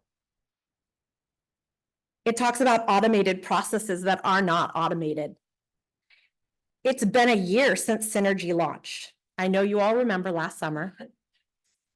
But do you know that our attendance still doesn't work? Well, without substantial corrections, that's right. We don't have the kiosks, and I know they want to have it fixed, but they haven't fixed attendance in a year. And somehow they're going to launch an entire centralized process from the ground up before the end of August. And are we willing to risk the well-being of our schools on what we hope can be done? And when it's looking like it's not going to get done, like last summer, you won't have elementary enrollment clerks to come in to the district office and sit there with the SIS team Even if this is successful, it cannot replace the personalized, immediate assistance that ensures every family feels supported. The plan prioritizes administrative efficiency over the safety and the well-being of our youngest students. Done. Thank you. Chris Smith.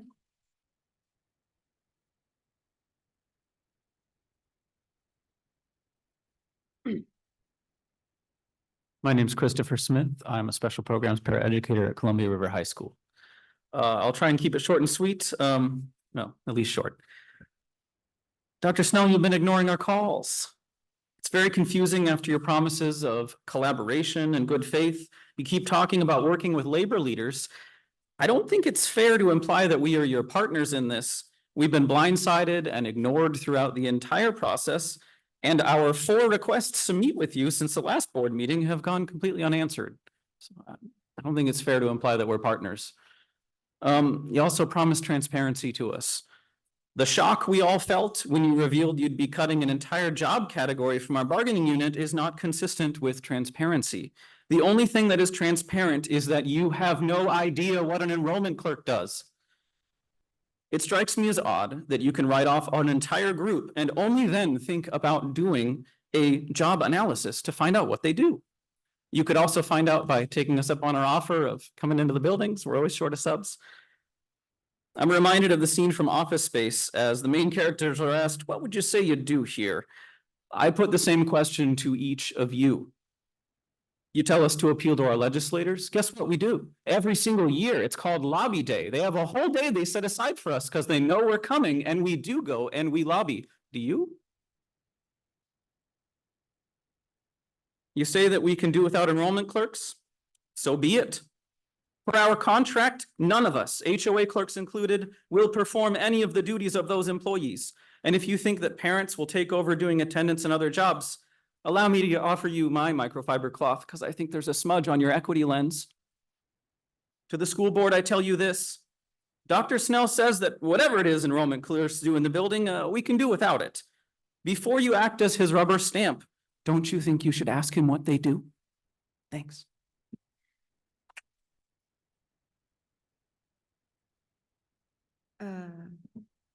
Amanda Alfonso.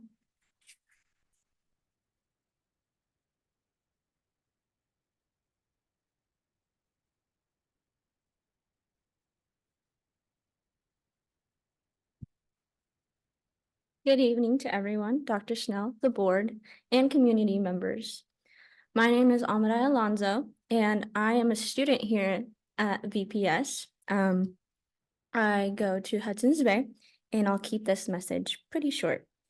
I'm here to express my concerns from my peers that you may know that we had a march recently.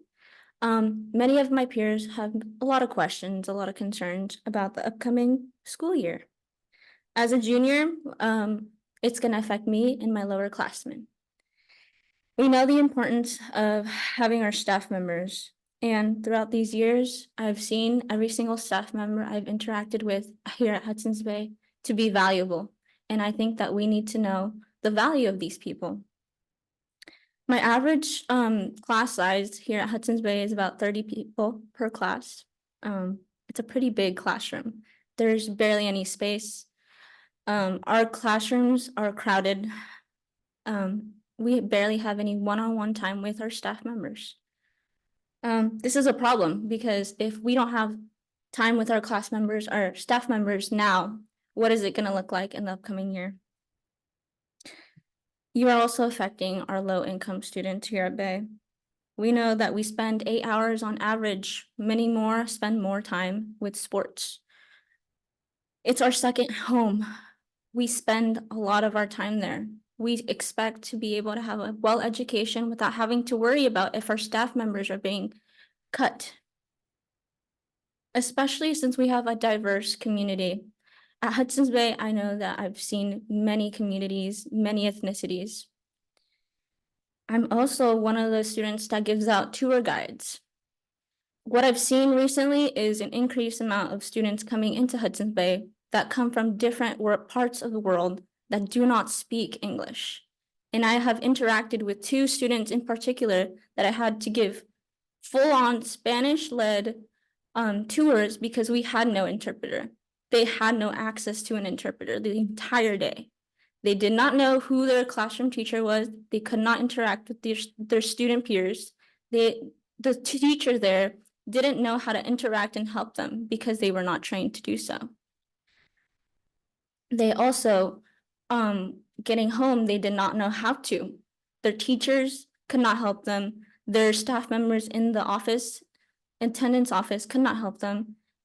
Their parents could not communicate with the school because of the language barrier. This seemed super important to point out because I come from a family that only speaks Spanish, and I know that it's important to be able to communicate with our schools because they want to be involved, they want to be heard, but they don't know how to because the interpreters are not being spread out throughout the district. Thank you. Thank you so much.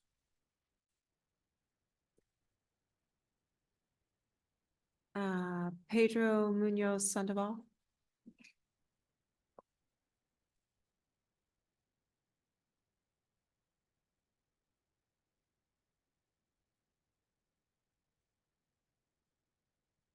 Good afternoon. My name is Pedro Munoz Sandoval. For those of you who don't know me, I'm a student at Hudson's Bay. I am the one who led the Hudson's Bay walkout.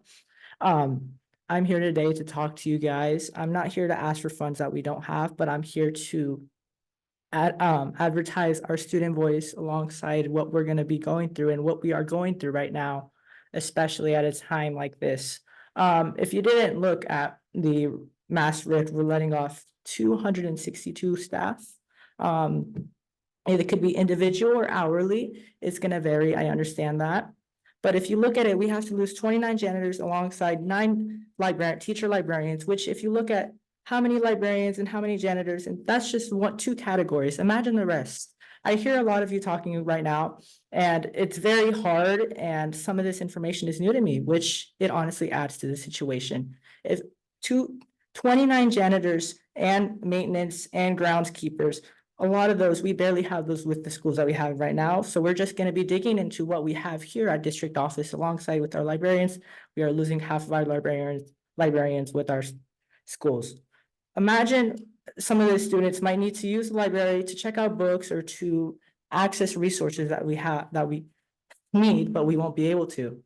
Especially with reduced hours, we might only be able to go at a certain time, and that might not be accessible at that time. And that is very detrimental to our students.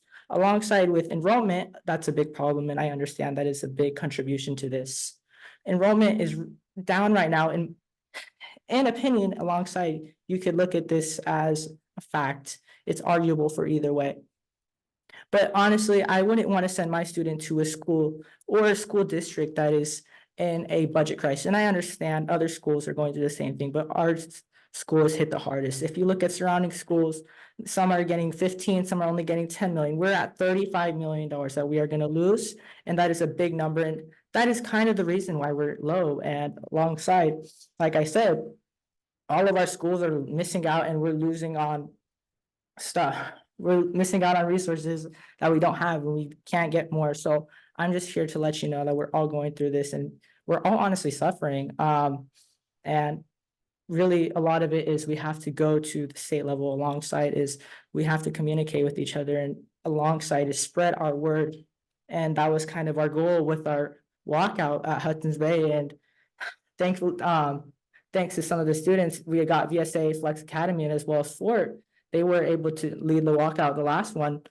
And yeah, but I'm gonna end this off.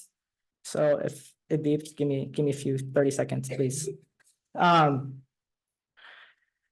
are able to do anything as long as we are able to do it together. All it just takes is one voice, and we can be strong. A lot of this is unity, and with all you hear right now, it's honestly shocking. I didn't realize how many people would come and how many people is affected. With all of us together, we can all get through this. Alongside is just use your voice. Thank you. Thank you. Sam Arslanian.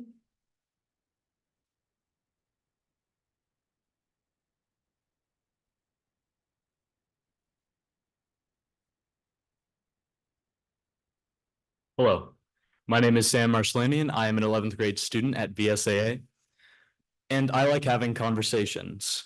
And when the budget cuts were announced, I had many conversations with faculty, students, teachers, and parents. And we all could agree on one thing. There was a frankly disturbing amount of miscommunication from the board to the student body. There was conflicting information within the student body with parents, and there was no direct line of communication from the board to students, parents, faculty throughout the past 3 years regarding the ticking time bomb that was COVID relief funds, and now I guess it's exploding. Moving forward, because I think we need to look at solutions and the future rather than the past. Moving forward, I wish that there was a direct line between the board and schools of communication, of information, and I don't know, just better communication between parents, teachers, students, and the board. Thank you. Thank you. Jean Taylor.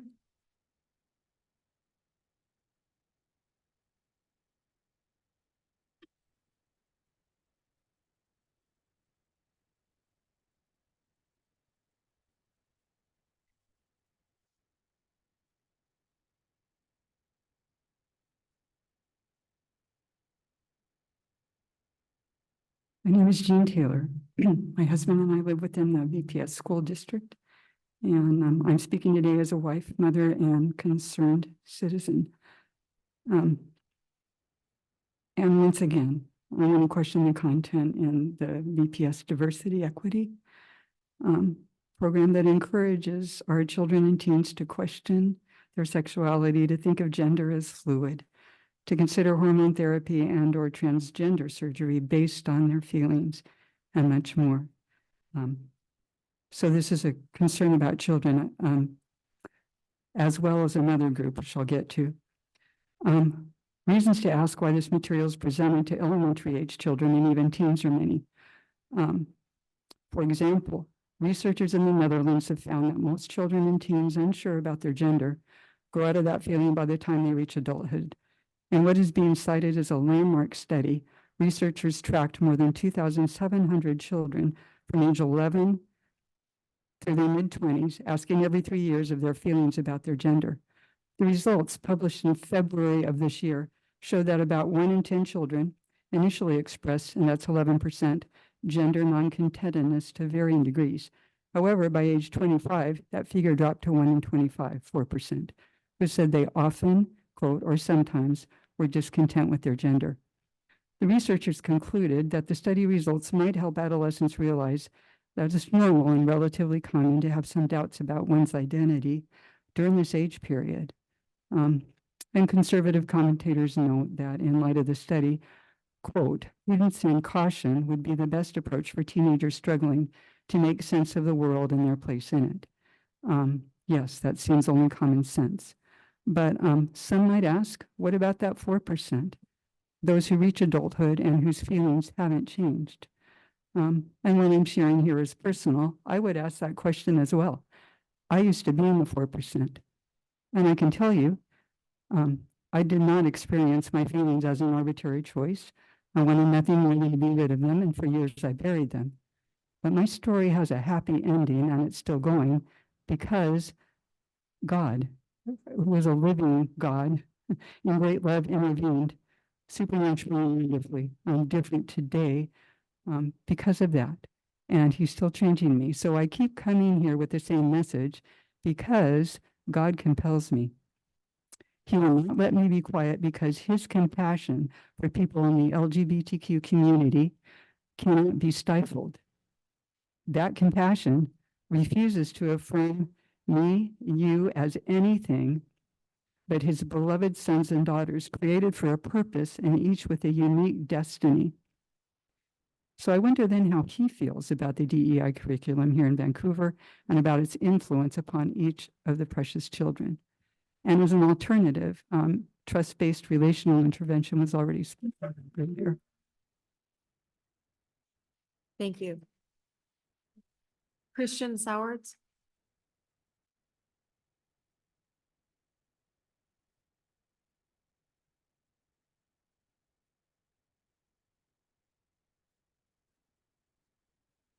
I've never used a mic before. Hi, I'm Christian Sowards, a junior at Hudson Bay High School. I've been aware about the budget cuts for several months now because my mother is the president of the union. I think she spoke earlier, and she also is the media clerk at Hudson Bay. Once the first round of budget cuts occurred, I was really surprised. Once the first round of budget cuts occurred, I was very surprised. It was just a shock to my classmates that they wouldn't be able to see their favorite teachers by the end of August. And one of my friends became very engaged with this issue and had set out to do as much as he could to find a solution. And as I worked with him to provide information, I realized the impact that this would have on the district. I've noticed that there's a misconception with some people that this will only affect staff, and that might be believable on the surface level, but from what I've learned, I can tell that this impact will go beyond just the staff. My first concern is the fact that the budget cut announcements kept getting pushed back since December, and during that time, there was little information given to visualize how big of an impact this would have.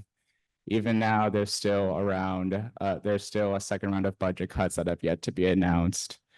This seems to be a very disorganized way of releasing such information to the public. And in regard to the actual issue, I'm upset that the teachers who have been at schools for a short period of time are getting let go over teachers who have been there longer. Though I understand the superiority rule exists, this is a very unfair way of dealing with an issue that could have been handled much differently. And I urge the board and anyone else in power to deconstruct this established rule. And I'm not trying to bash anyone on this. I actually met with Dr. Snell a while ago, but I'm just simply voicing my concerns. And I was also made aware when researching with friends that teachers who have worked for years outside Washington State will not be considered for their experience since it was done outside the state. Although I understand the reasoning for these rules are nuanced, they make it harder to find a way to bounce back from this issue. It is hard to work in a classroom where the teacher is busy or unable to care for all students. In that environment, it can be easy to stop caring about education and to just get through without thinking. And these upcoming changes will only make that worse. If there are 35 to 50 students in one classroom, that will make it much harder for the teacher to care for each person individually. And this problem will be even worse with the fact that there will be less classes that kids would need to graduate or had hoped to take. I guess all I have left to say is that I just urge the board to reconsider this issue and to see if there is a way that this can be dealt with in a way that is much more straightforward and where everyone can be made aware. Thank you. Thank you. Jill Charbonneau?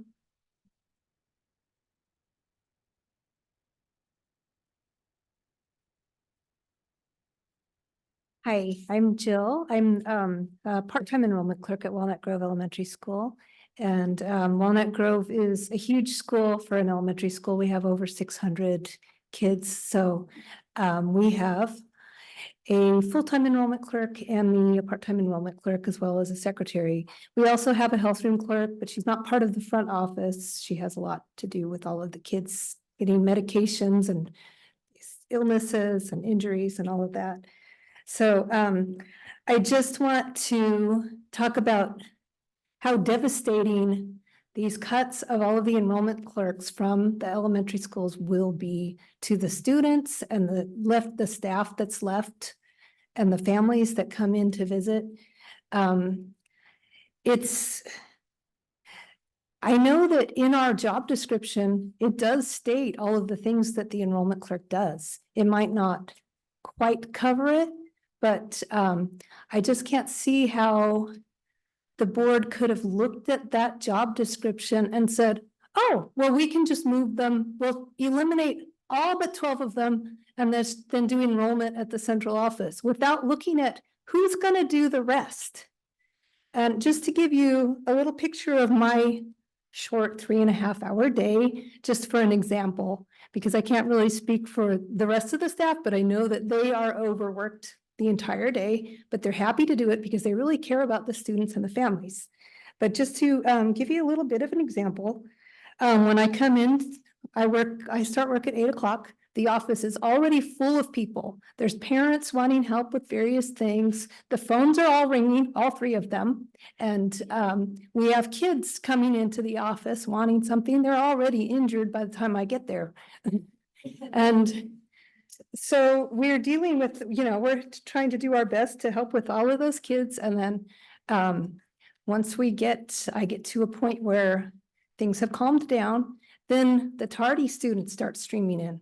We have about 50 to 60 tardy students a day at Walnut Grove. Of course, that's not all just, late students. It's also kids who had appointments before school, things like that. But, and most of the tardy students do come in by themselves. Their parents drop them off. So it's my job to check them in. And a tardy kiosk might help with this process. I have used a tardy kiosk before because I've worked as a sub at a lot of schools in the district before I got a permanent position. But the elementary school students, even with the tardy kiosk, they would not be able to sign themselves in. You need a person there, an enrollment clerk or attendance clerk, to stand there and scan the barcode for each person's name, assuming that the tardy kiosk works. And then if it doesn't work, which I've had happen at schools I've worked at, then you have to write down all of their names. Working in a middle school, well, they can usually write their names, but the elementary school kids, a lot of them can barely tell me their names. I'm so sorry. The 3 minutes is up. Thank you. Lauren, Zach.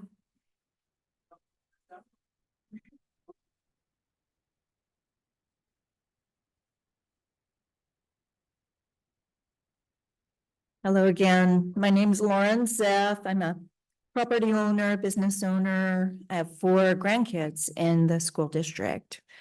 I want to say how joyful it was in the beginning this evening, particularly to be able to watch and applaud our students and teachers who were being awarded tonight. And things almost felt normal for a minute. And I really hope and pray that those kind of joyful moments will continue, that we'll find a way to pursue those. I'm so sorry for the process that's happening and how much people are suffering right now. It makes me realize, as I've spoken before here, that we have not yet even recovered as a society from the COVID trauma. And now this, even more trauma for our teachers and surely the students. And so I was so glad tonight that our friend Julie Sawwasser got to give a brief presentation about TBRI. Many of us have suggested that or brought up what TBRI is to a smaller degree. I hope that you will pursue as the board and look into that. I believe more than ever our kids need it. I believe our staff needs it. I believe the parents need it. And I hope you will look at it. It's very inexpensive and it's extremely effective. I have to agree with the student from VSAA who was talking about communication. As a member of the community, I've been frustrated with the lack of communication also, and have desired so many times a town hall, some kind of a forum where we know we can be heard and responses will come directly back to us, that we could have a conversation about the things that we are concerned with regarding the curriculum and DEI, the sexual and gender issues contained in that. I know that my granddaughter, who's a teen, said she believes the biggest issue with the teens right now is anger, that they're extremely angry and don't have a way to process it. I'm concerned that my 8-year-old granddaughter now is not sure she's fully female. And I think that we need let me just say that I know now that I speak for 50% of our population when I say there's a problem here. And I want to say again, as I've said many times, I would ask you to take the agenda out of the core curriculum, put it on the side as an opt-in so that parents can have the experience for their children that they desire in the school system. Just simplify the reading, the writing, get them on task for meeting the challenges and the needs they have to be successful in the world, and get that curriculum on the side. Thank you so much. Thank you. Hendricks McClintock.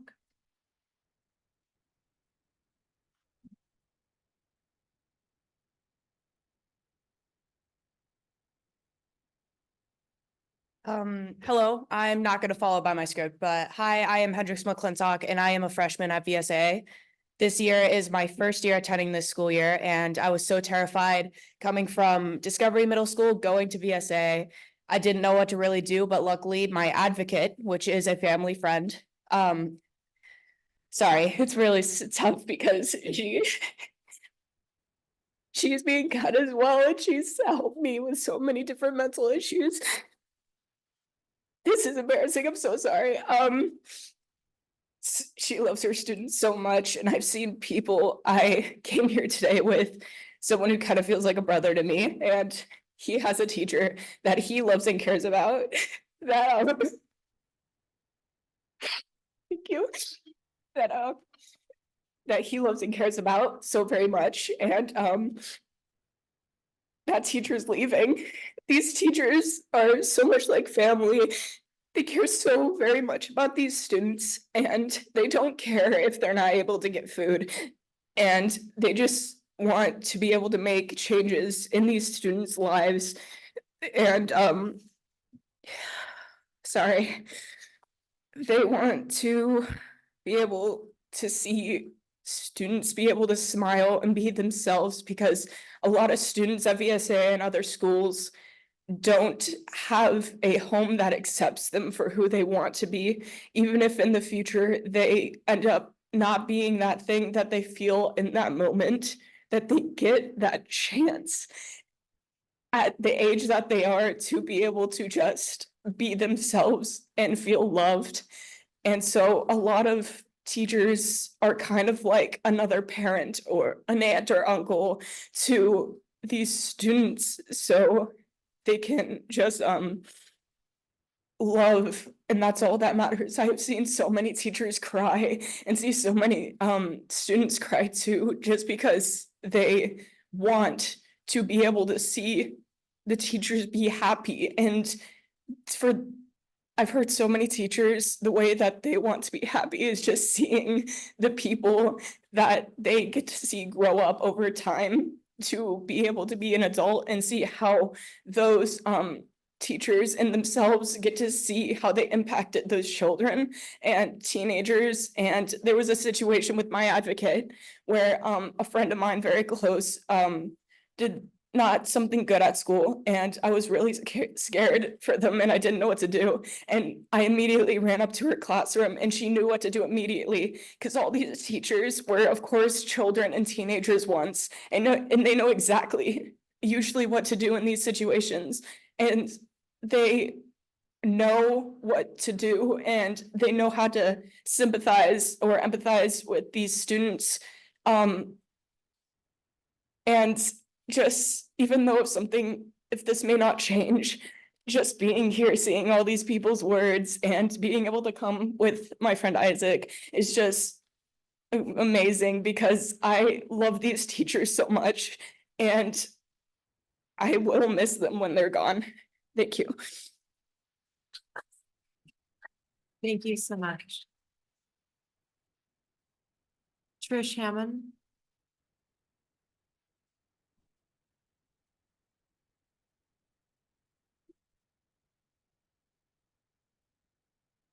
It's really difficult to follow a passionate student like that. And the first thing that I had on here was just to say to all the young, oh my gosh, I got so emotional watching all those high schoolers walk out and make their voices be heard. And as an educator at Hazeldale, I was so proud of all of you for showing up and standing up, because that is what our country needs to move forward. And I'm always trying to fight against learned helplessness.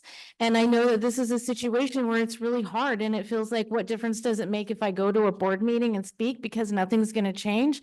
I know myself, I was like, why even go? Because the decision's made, and I feel like it won't matter what I say. But I wanted to model for students what I think we should do, and I'm just so proud of all the students who are here and speaking up, and all the staff who's here and speaking up. I want to say to the board that I do care about you too, and I know that you're humans too, who are going through pain too, and I understand that this is difficult. I think that there's frustration, I know on my part, and I've definitely heard through the comments tonight that it feels like we're not getting all the information. Even when I come here and listen, I always, every time feel like, oh gosh, I didn't know that. That's something new that I didn't learn. And I mean, that I didn't know before. And so many people have spoken so eloquently. Thank you to the PBIS coach from Ogden, because I just would like to say that as an example of non-transparency, there was not put out how many staff were lost from each school. At least I never saw it. I don't know if it was put out because I never saw it. I only know because I'm a teacher and I know from friends. So I know Hazeldale, we're a tiny school of like less than 400, just under, and we lost 7. And then there's Minnie, they lost 7. And then there's Ogden, which I learned lost 11. That is 25. So for 262 staff in the entire district, 3 little elementary schools who are all Title I, who are all high poverty, high trauma, high needs, they lost almost 10% of the total budget cuts. And I'm like, what is happening? Because schools like Lakeshore and Salmon Creek lost 0. So that's pretty interesting, because I think, wow, if Lakeshore lost 7, I bet there'd be a lot more parents out here talking. And I understand that, like, well, we have to do seniority and provisional contracts. But what's really interesting to me about provisional contracts is some of it does go against seniority. And there are people on provisional contracts who have 5+ years because they were on a 1-year contract and they were on a 1-year contract and then they had to go another 3 years. And the reason I know this is if these budget cuts happened last year, I would be cut. I just barely am continuing. And I have 8 years with the district. So, oh dang, that was fast. Thank you. Aaron Zodi.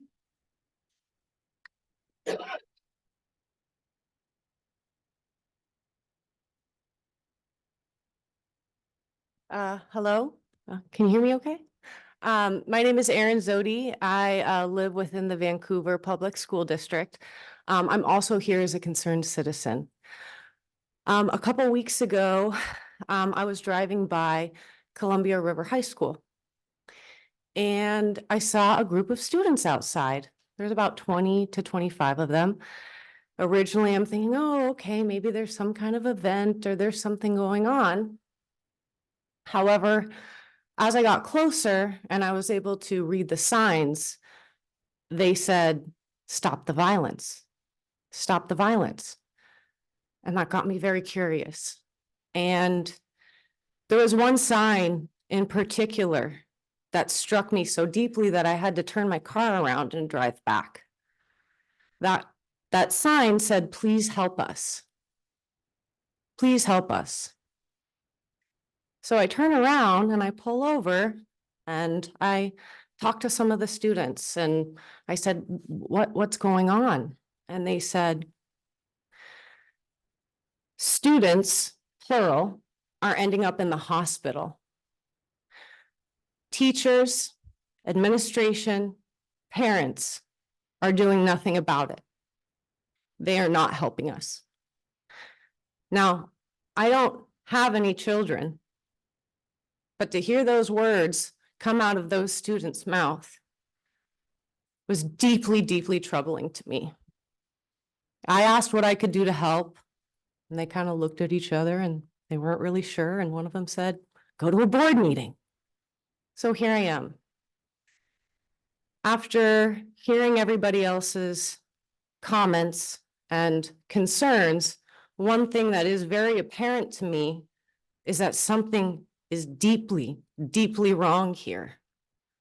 Students, let's go back to first principles. Quality education and safety are the two main things that every student and every parent should feel like they can count on. Why is funding going to children in elementary school knowing 97 different genders, but the safety of children is not being taken into consideration? That's all I have to say. Thank you. Thank you. Isaac Hammond, come on, I'm sorry.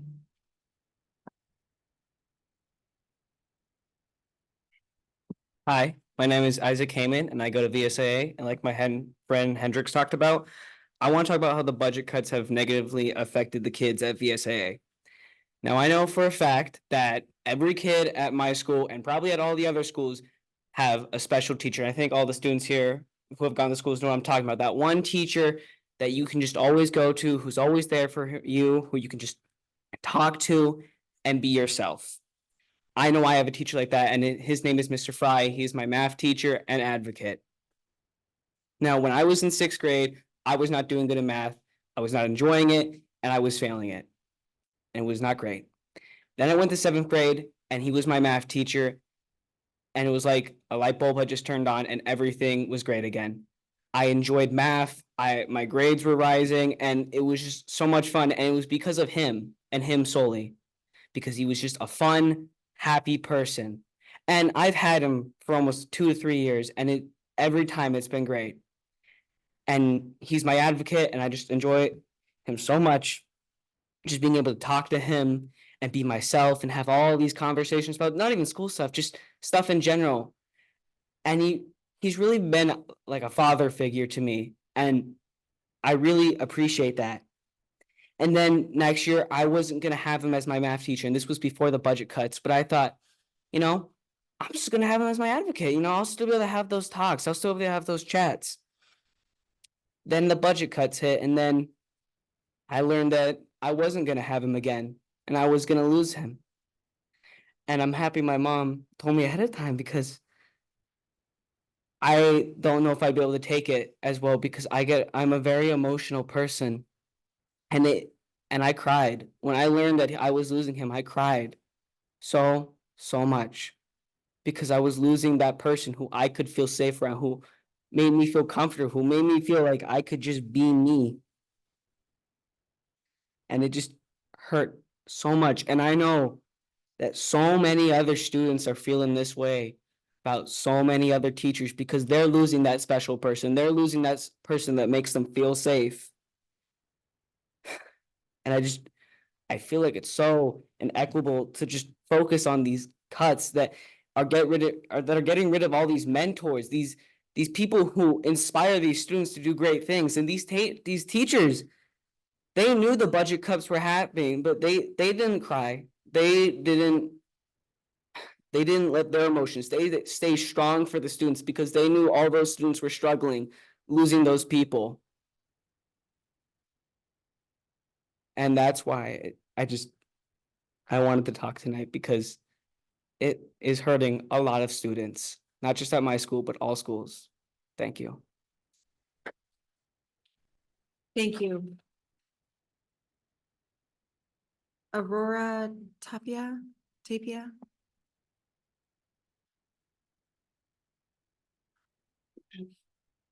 My name is Aurora. I'm the enrollment clerk at Roosevelt Elementary. And I want to start by saying that all of our admins and central office people, the board here, you guys have a very limited understanding of what our job actually entails. And I don't mean that to be mean. I don't mean that to be rude, but none of you, I have never seen you guys step foot in our office and actually stand there and watch what we do, and how we engage with our students and our families.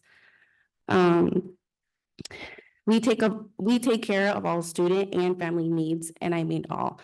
My colleagues here have done a really good job of explaining our job duties. I don't think I need to go into detail about that. But I work at a Title I school. Our families will be the most impacted, having one less person in the office. They will have to wait for someone to call them back every single time because there will be no one left in the office that speaks Spanish.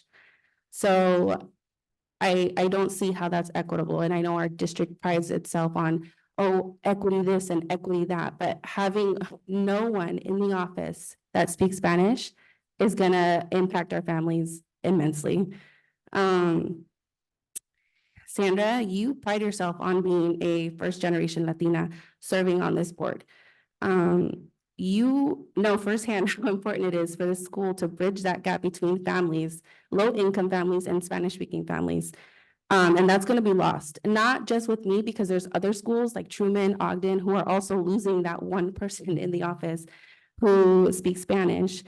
At Roosevelt, we're gonna see my loss. Honestly, my job loss is people are gonna see it. Our families are gonna be severely impacted. Attendance will be severely impacted. I'm not gonna name names, but someone at the district office came over I want to say a month ago or so, and they let us know that if we are audited, we will become out of compliance, like bad. If you really care about our students, you know that our enrollment clerks do so much to bring these students to school. We have 90, sometimes 90 tardy kids, between 60, 70, 80, just the other day, we had 150 absent. Who was sending out those letters? Enrollment clerks. My other enrollment clerk, who Roosevelt actually has two because we are such a big school and we were severely understaffed before we came along. I just hope that you guys reconsider this because you don't know the impact that it's going to have on all of us. I hope that if we are centralized in attendance and centralized, that SWA will have the same energy that we have when we come to work every day to help our families and our students. Thanks.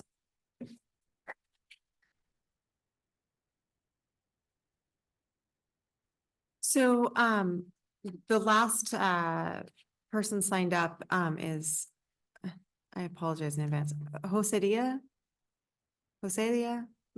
Okay, welcome. This would be the opportunity to sign up if you would still like to talk. This is our last speaker.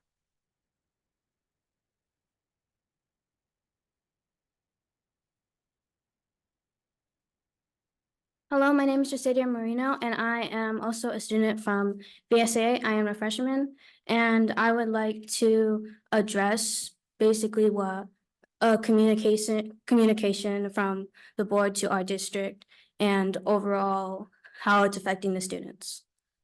From what I see is that, okay, sorry. I just want to take notice that a lot of the protests and marches against the cuts have been made by students, like as stated before, from Bay, USAA, Flex, Fort, they're all being made by students. And you can tell how students are seeing and viewing the decision about the cuts.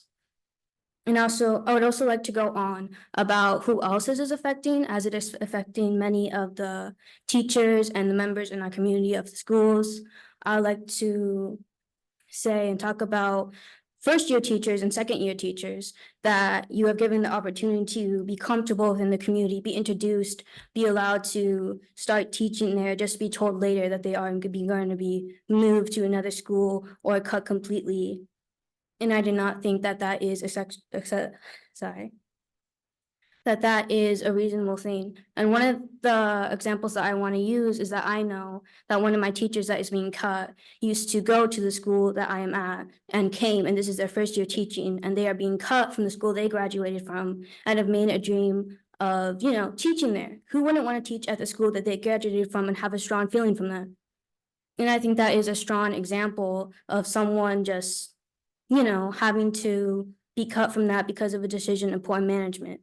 I also would like to address how this directly affects the future of education as school classrooms are going to become bigger size. There are going to be more students in one classroom, and that directly affects the mental health of students. How can you focus in a classroom when there are over 30 other students talking over you, talking over one single teacher that has to teach all of them, meet them up to standard level, and meet all the requirements that they have to make? And who would want to be a teacher in a district that does not prioritize teachers and their students? We already know that Vancouver School Public District is becoming like it's not. The less and less amount of students are coming, like low, sorry, I forget the word. But who would want to teach at a school or in a district that does not prioritize their students? And I know this isn't the only district that is being affected by cuts. I am fortunate enough to hear from students from other districts that they are losing their coaches, the people that teach the extracurriculars, they're losing their counselors. And I do not know who else is going to be affected from our cuts so far to the next round of cuts. But what I'm seeing our future is being disregarded as students.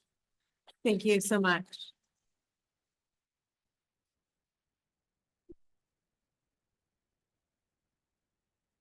Thank you to all who shared and spoke and shared your feedback with us. We really appreciate it. The next portion of our agenda is just our regular business meeting. These items were all reviewed in our committee of the whole meeting, in March over Zoom. So if you're interested in any of these topics, you can refer back to that recording to learn more about these items. It is a pretty short agenda tonight. The first item on the agenda is the approval of minutes from March 12th, March 19th, and March 26th. Do I have a motion? I'll motion. Do I have a second? I'll second. Okay. Any questions, comments?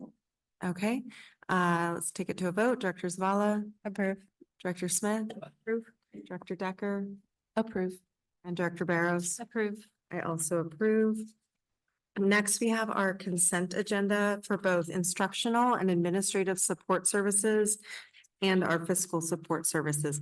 And just another reminder, our board docs application has more detailed information on all of these agenda items.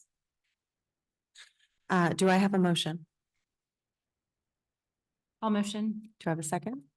I'll second. Okay, any comments or questions? Okay, we'll take it to a vote. Director Barros? Approve. Director Decker? Approve. Director Smith? Approve. Director Zavala? Approve. And I also approve. For our regular agenda, regular business, we have 2 policy items. So I'm going to go ahead and turn it over for a second reading.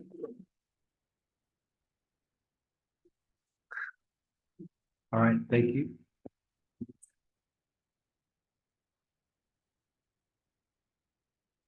All right, try it like this. So we have 2 policies for second reading and adoption by the board. The first one is policy 2413, equivalency credit for CTE courses.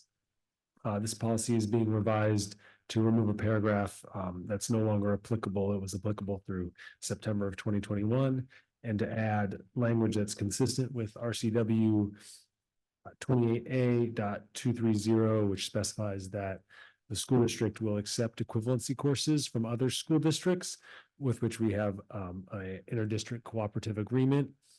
These revisions are all recommended by WASDA. So with that, do I have a motion to approve the second reading for policy 2413? So moved. Do I have a second? I'll second. Are there any further questions or comments that we haven't yet addressed? Okay, we can take it to a vote. Director Zavala? Approve. Director Smith? Approve. Director Decker? Approve. Director Barros? Approve. And I also approve. So the second policy. Second policy is policy 6550, capitalization threshold. This is a new policy that's been drafted by WASDA for all school districts that maintain certain leases and subscription-based IT arrangements. The policy establishes a capitalization threshold as outlined by the practices of the Governmental Accounting Standards Board. And the policy for the board's consideration will establish this threshold at leases and subscriptions that equal or exceed $100,000. Do I have a motion for policy 6550? All motion. Do I have a second? I'll second. Are there any further questions or comments about this that we haven't addressed? Okay. So we will take it to a vote. Director Barrows? Approve. Director Decker? Approve. Director Smith? Approve. And Director Zavala? Approved. And I also approve. The next item on our agenda, excuse me, is a recommendation to approve a name for new construction trades and maritime building at Hudson's Bay High School. I'll turn it over to Dr. Snell. Yeah, this is a celebration of a community coming together to raise funds for a new facility at Hudson's Bay High School that will be focused on construction trades and maritime with some partnerships in the community and at the port. Jenny Thompson is here this evening and spoke to you in the committee of the whole meeting. Jenny is the executive director of the foundation and really spearheaded the fundraising in partnership with Mark Reith, our CTE director. At that time, they brought forward, we have a policy around the naming, and they brought forward some names for your consideration.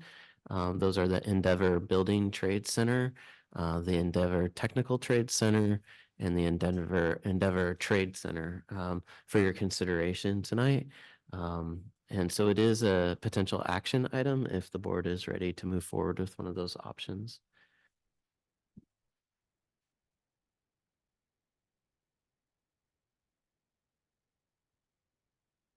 Just as a point of order, I'm going to refer to Director Smith. We need to make a motion before we have any discussion on this, correct? Okay. Do I have a motion? I move. Okay. Do I have a second? I'll second. Can I clarify something? Yes. What's the motion? But a name has to be identified. For what name? Yeah. Oh, sorry. Which name are we voting on? Because there's 3 suggested there. Yeah, I'm happy to give a little more context if the board like. I know that in the discussion in the committee, the whole meeting, there was some discussion about the building trades versus the technical trades because of the building trades maybe only focusing on just construction and the technical trades maybe being more expansive to include not only the maritime and the construction component now, but also the board had some discussion about, well, what if there are other options in the future and the name isn't necessarily reflective of that? So there was some discussion about suggestion 2 as being one that might be moved forward, but I wouldn't want to assume that based on the committee of the I think whole Director discussion. Decker needs Yeah. to. Okay, so I will read, sorry. We don't get to do this very often, so it's very exciting. I would move to vote for the number 2 Endeavor Trade Center. Number 2 is Endeavor Technical. Oh, sorry, Endeavor Technical Center. I can't see. Endeavor Technical Trades Center, sorry. So you have a motion. I have a motion that we name the building the Endeavor Technical Trades Center. Sorry. Do I have a second? I will second. Okay. Are there any thoughts or considerations or questions about Director Decker's motion?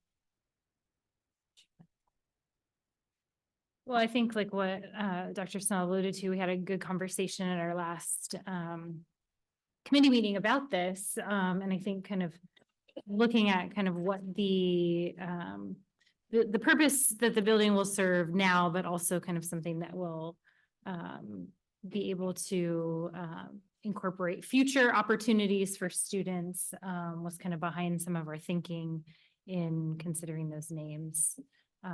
So we thought that maybe building trade center was kind of a narrower focus on just building trades versus kind of technical trades encompassed like the maritime and then any future opportunities. So.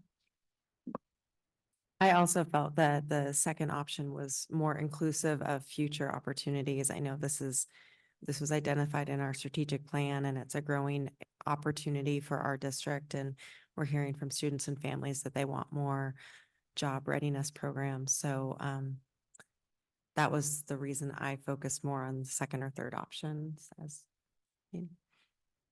Any further input or questions? Okay. Nope, I agree as well with everyone. And just one point for the audience, that Endeavor name is, did you mention this? It comes from the trust that was the primary benefactor for this building. So a good way to honor.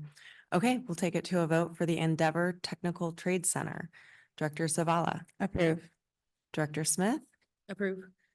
Director Decker. Now that I got it out of my mouth, I approve. Director Barrows. Approve. And I also approve.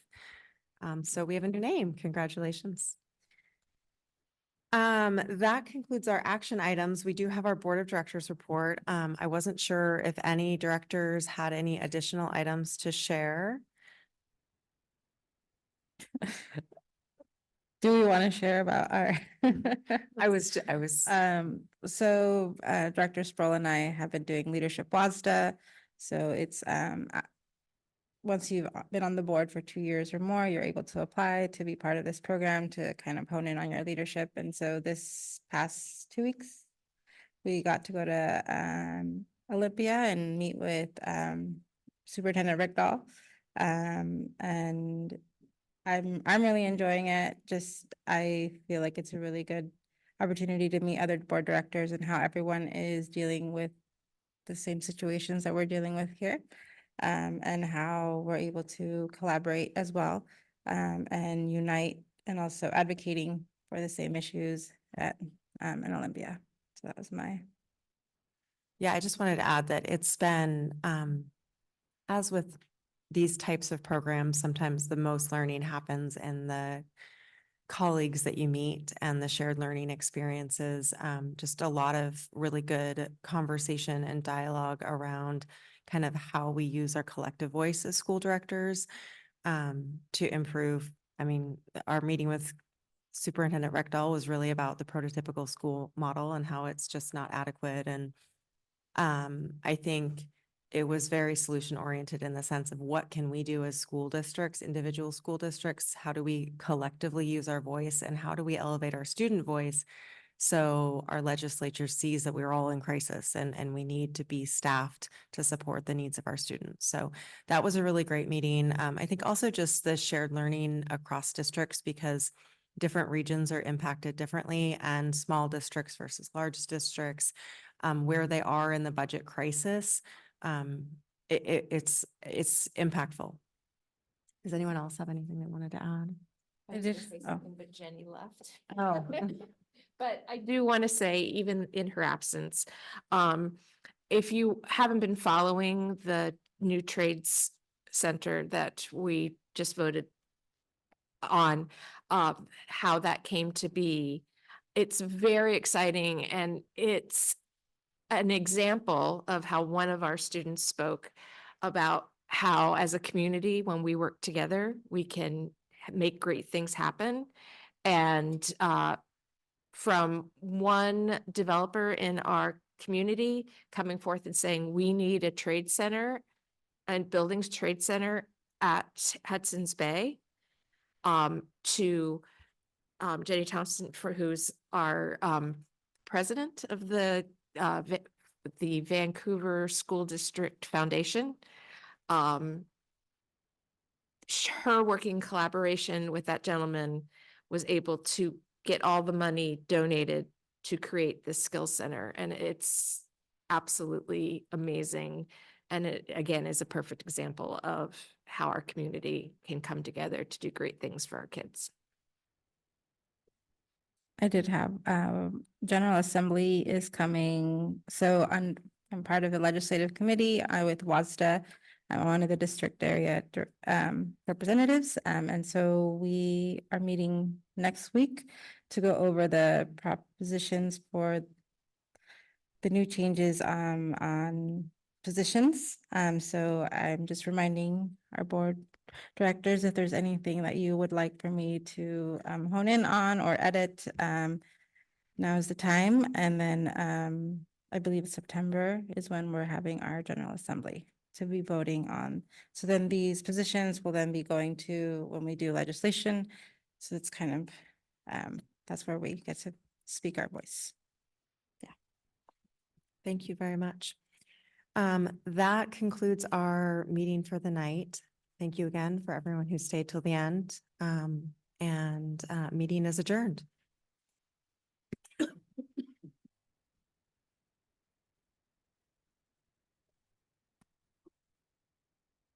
Just a reminder, I'll have that musical performance if you're interested. My favorite too.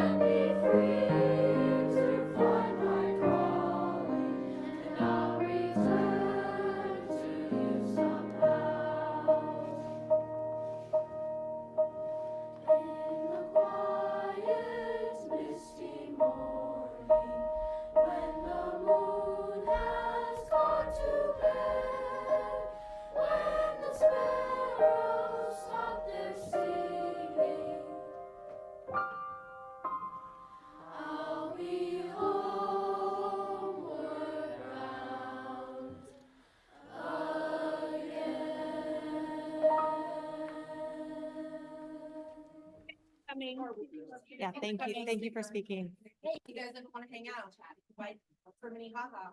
There, but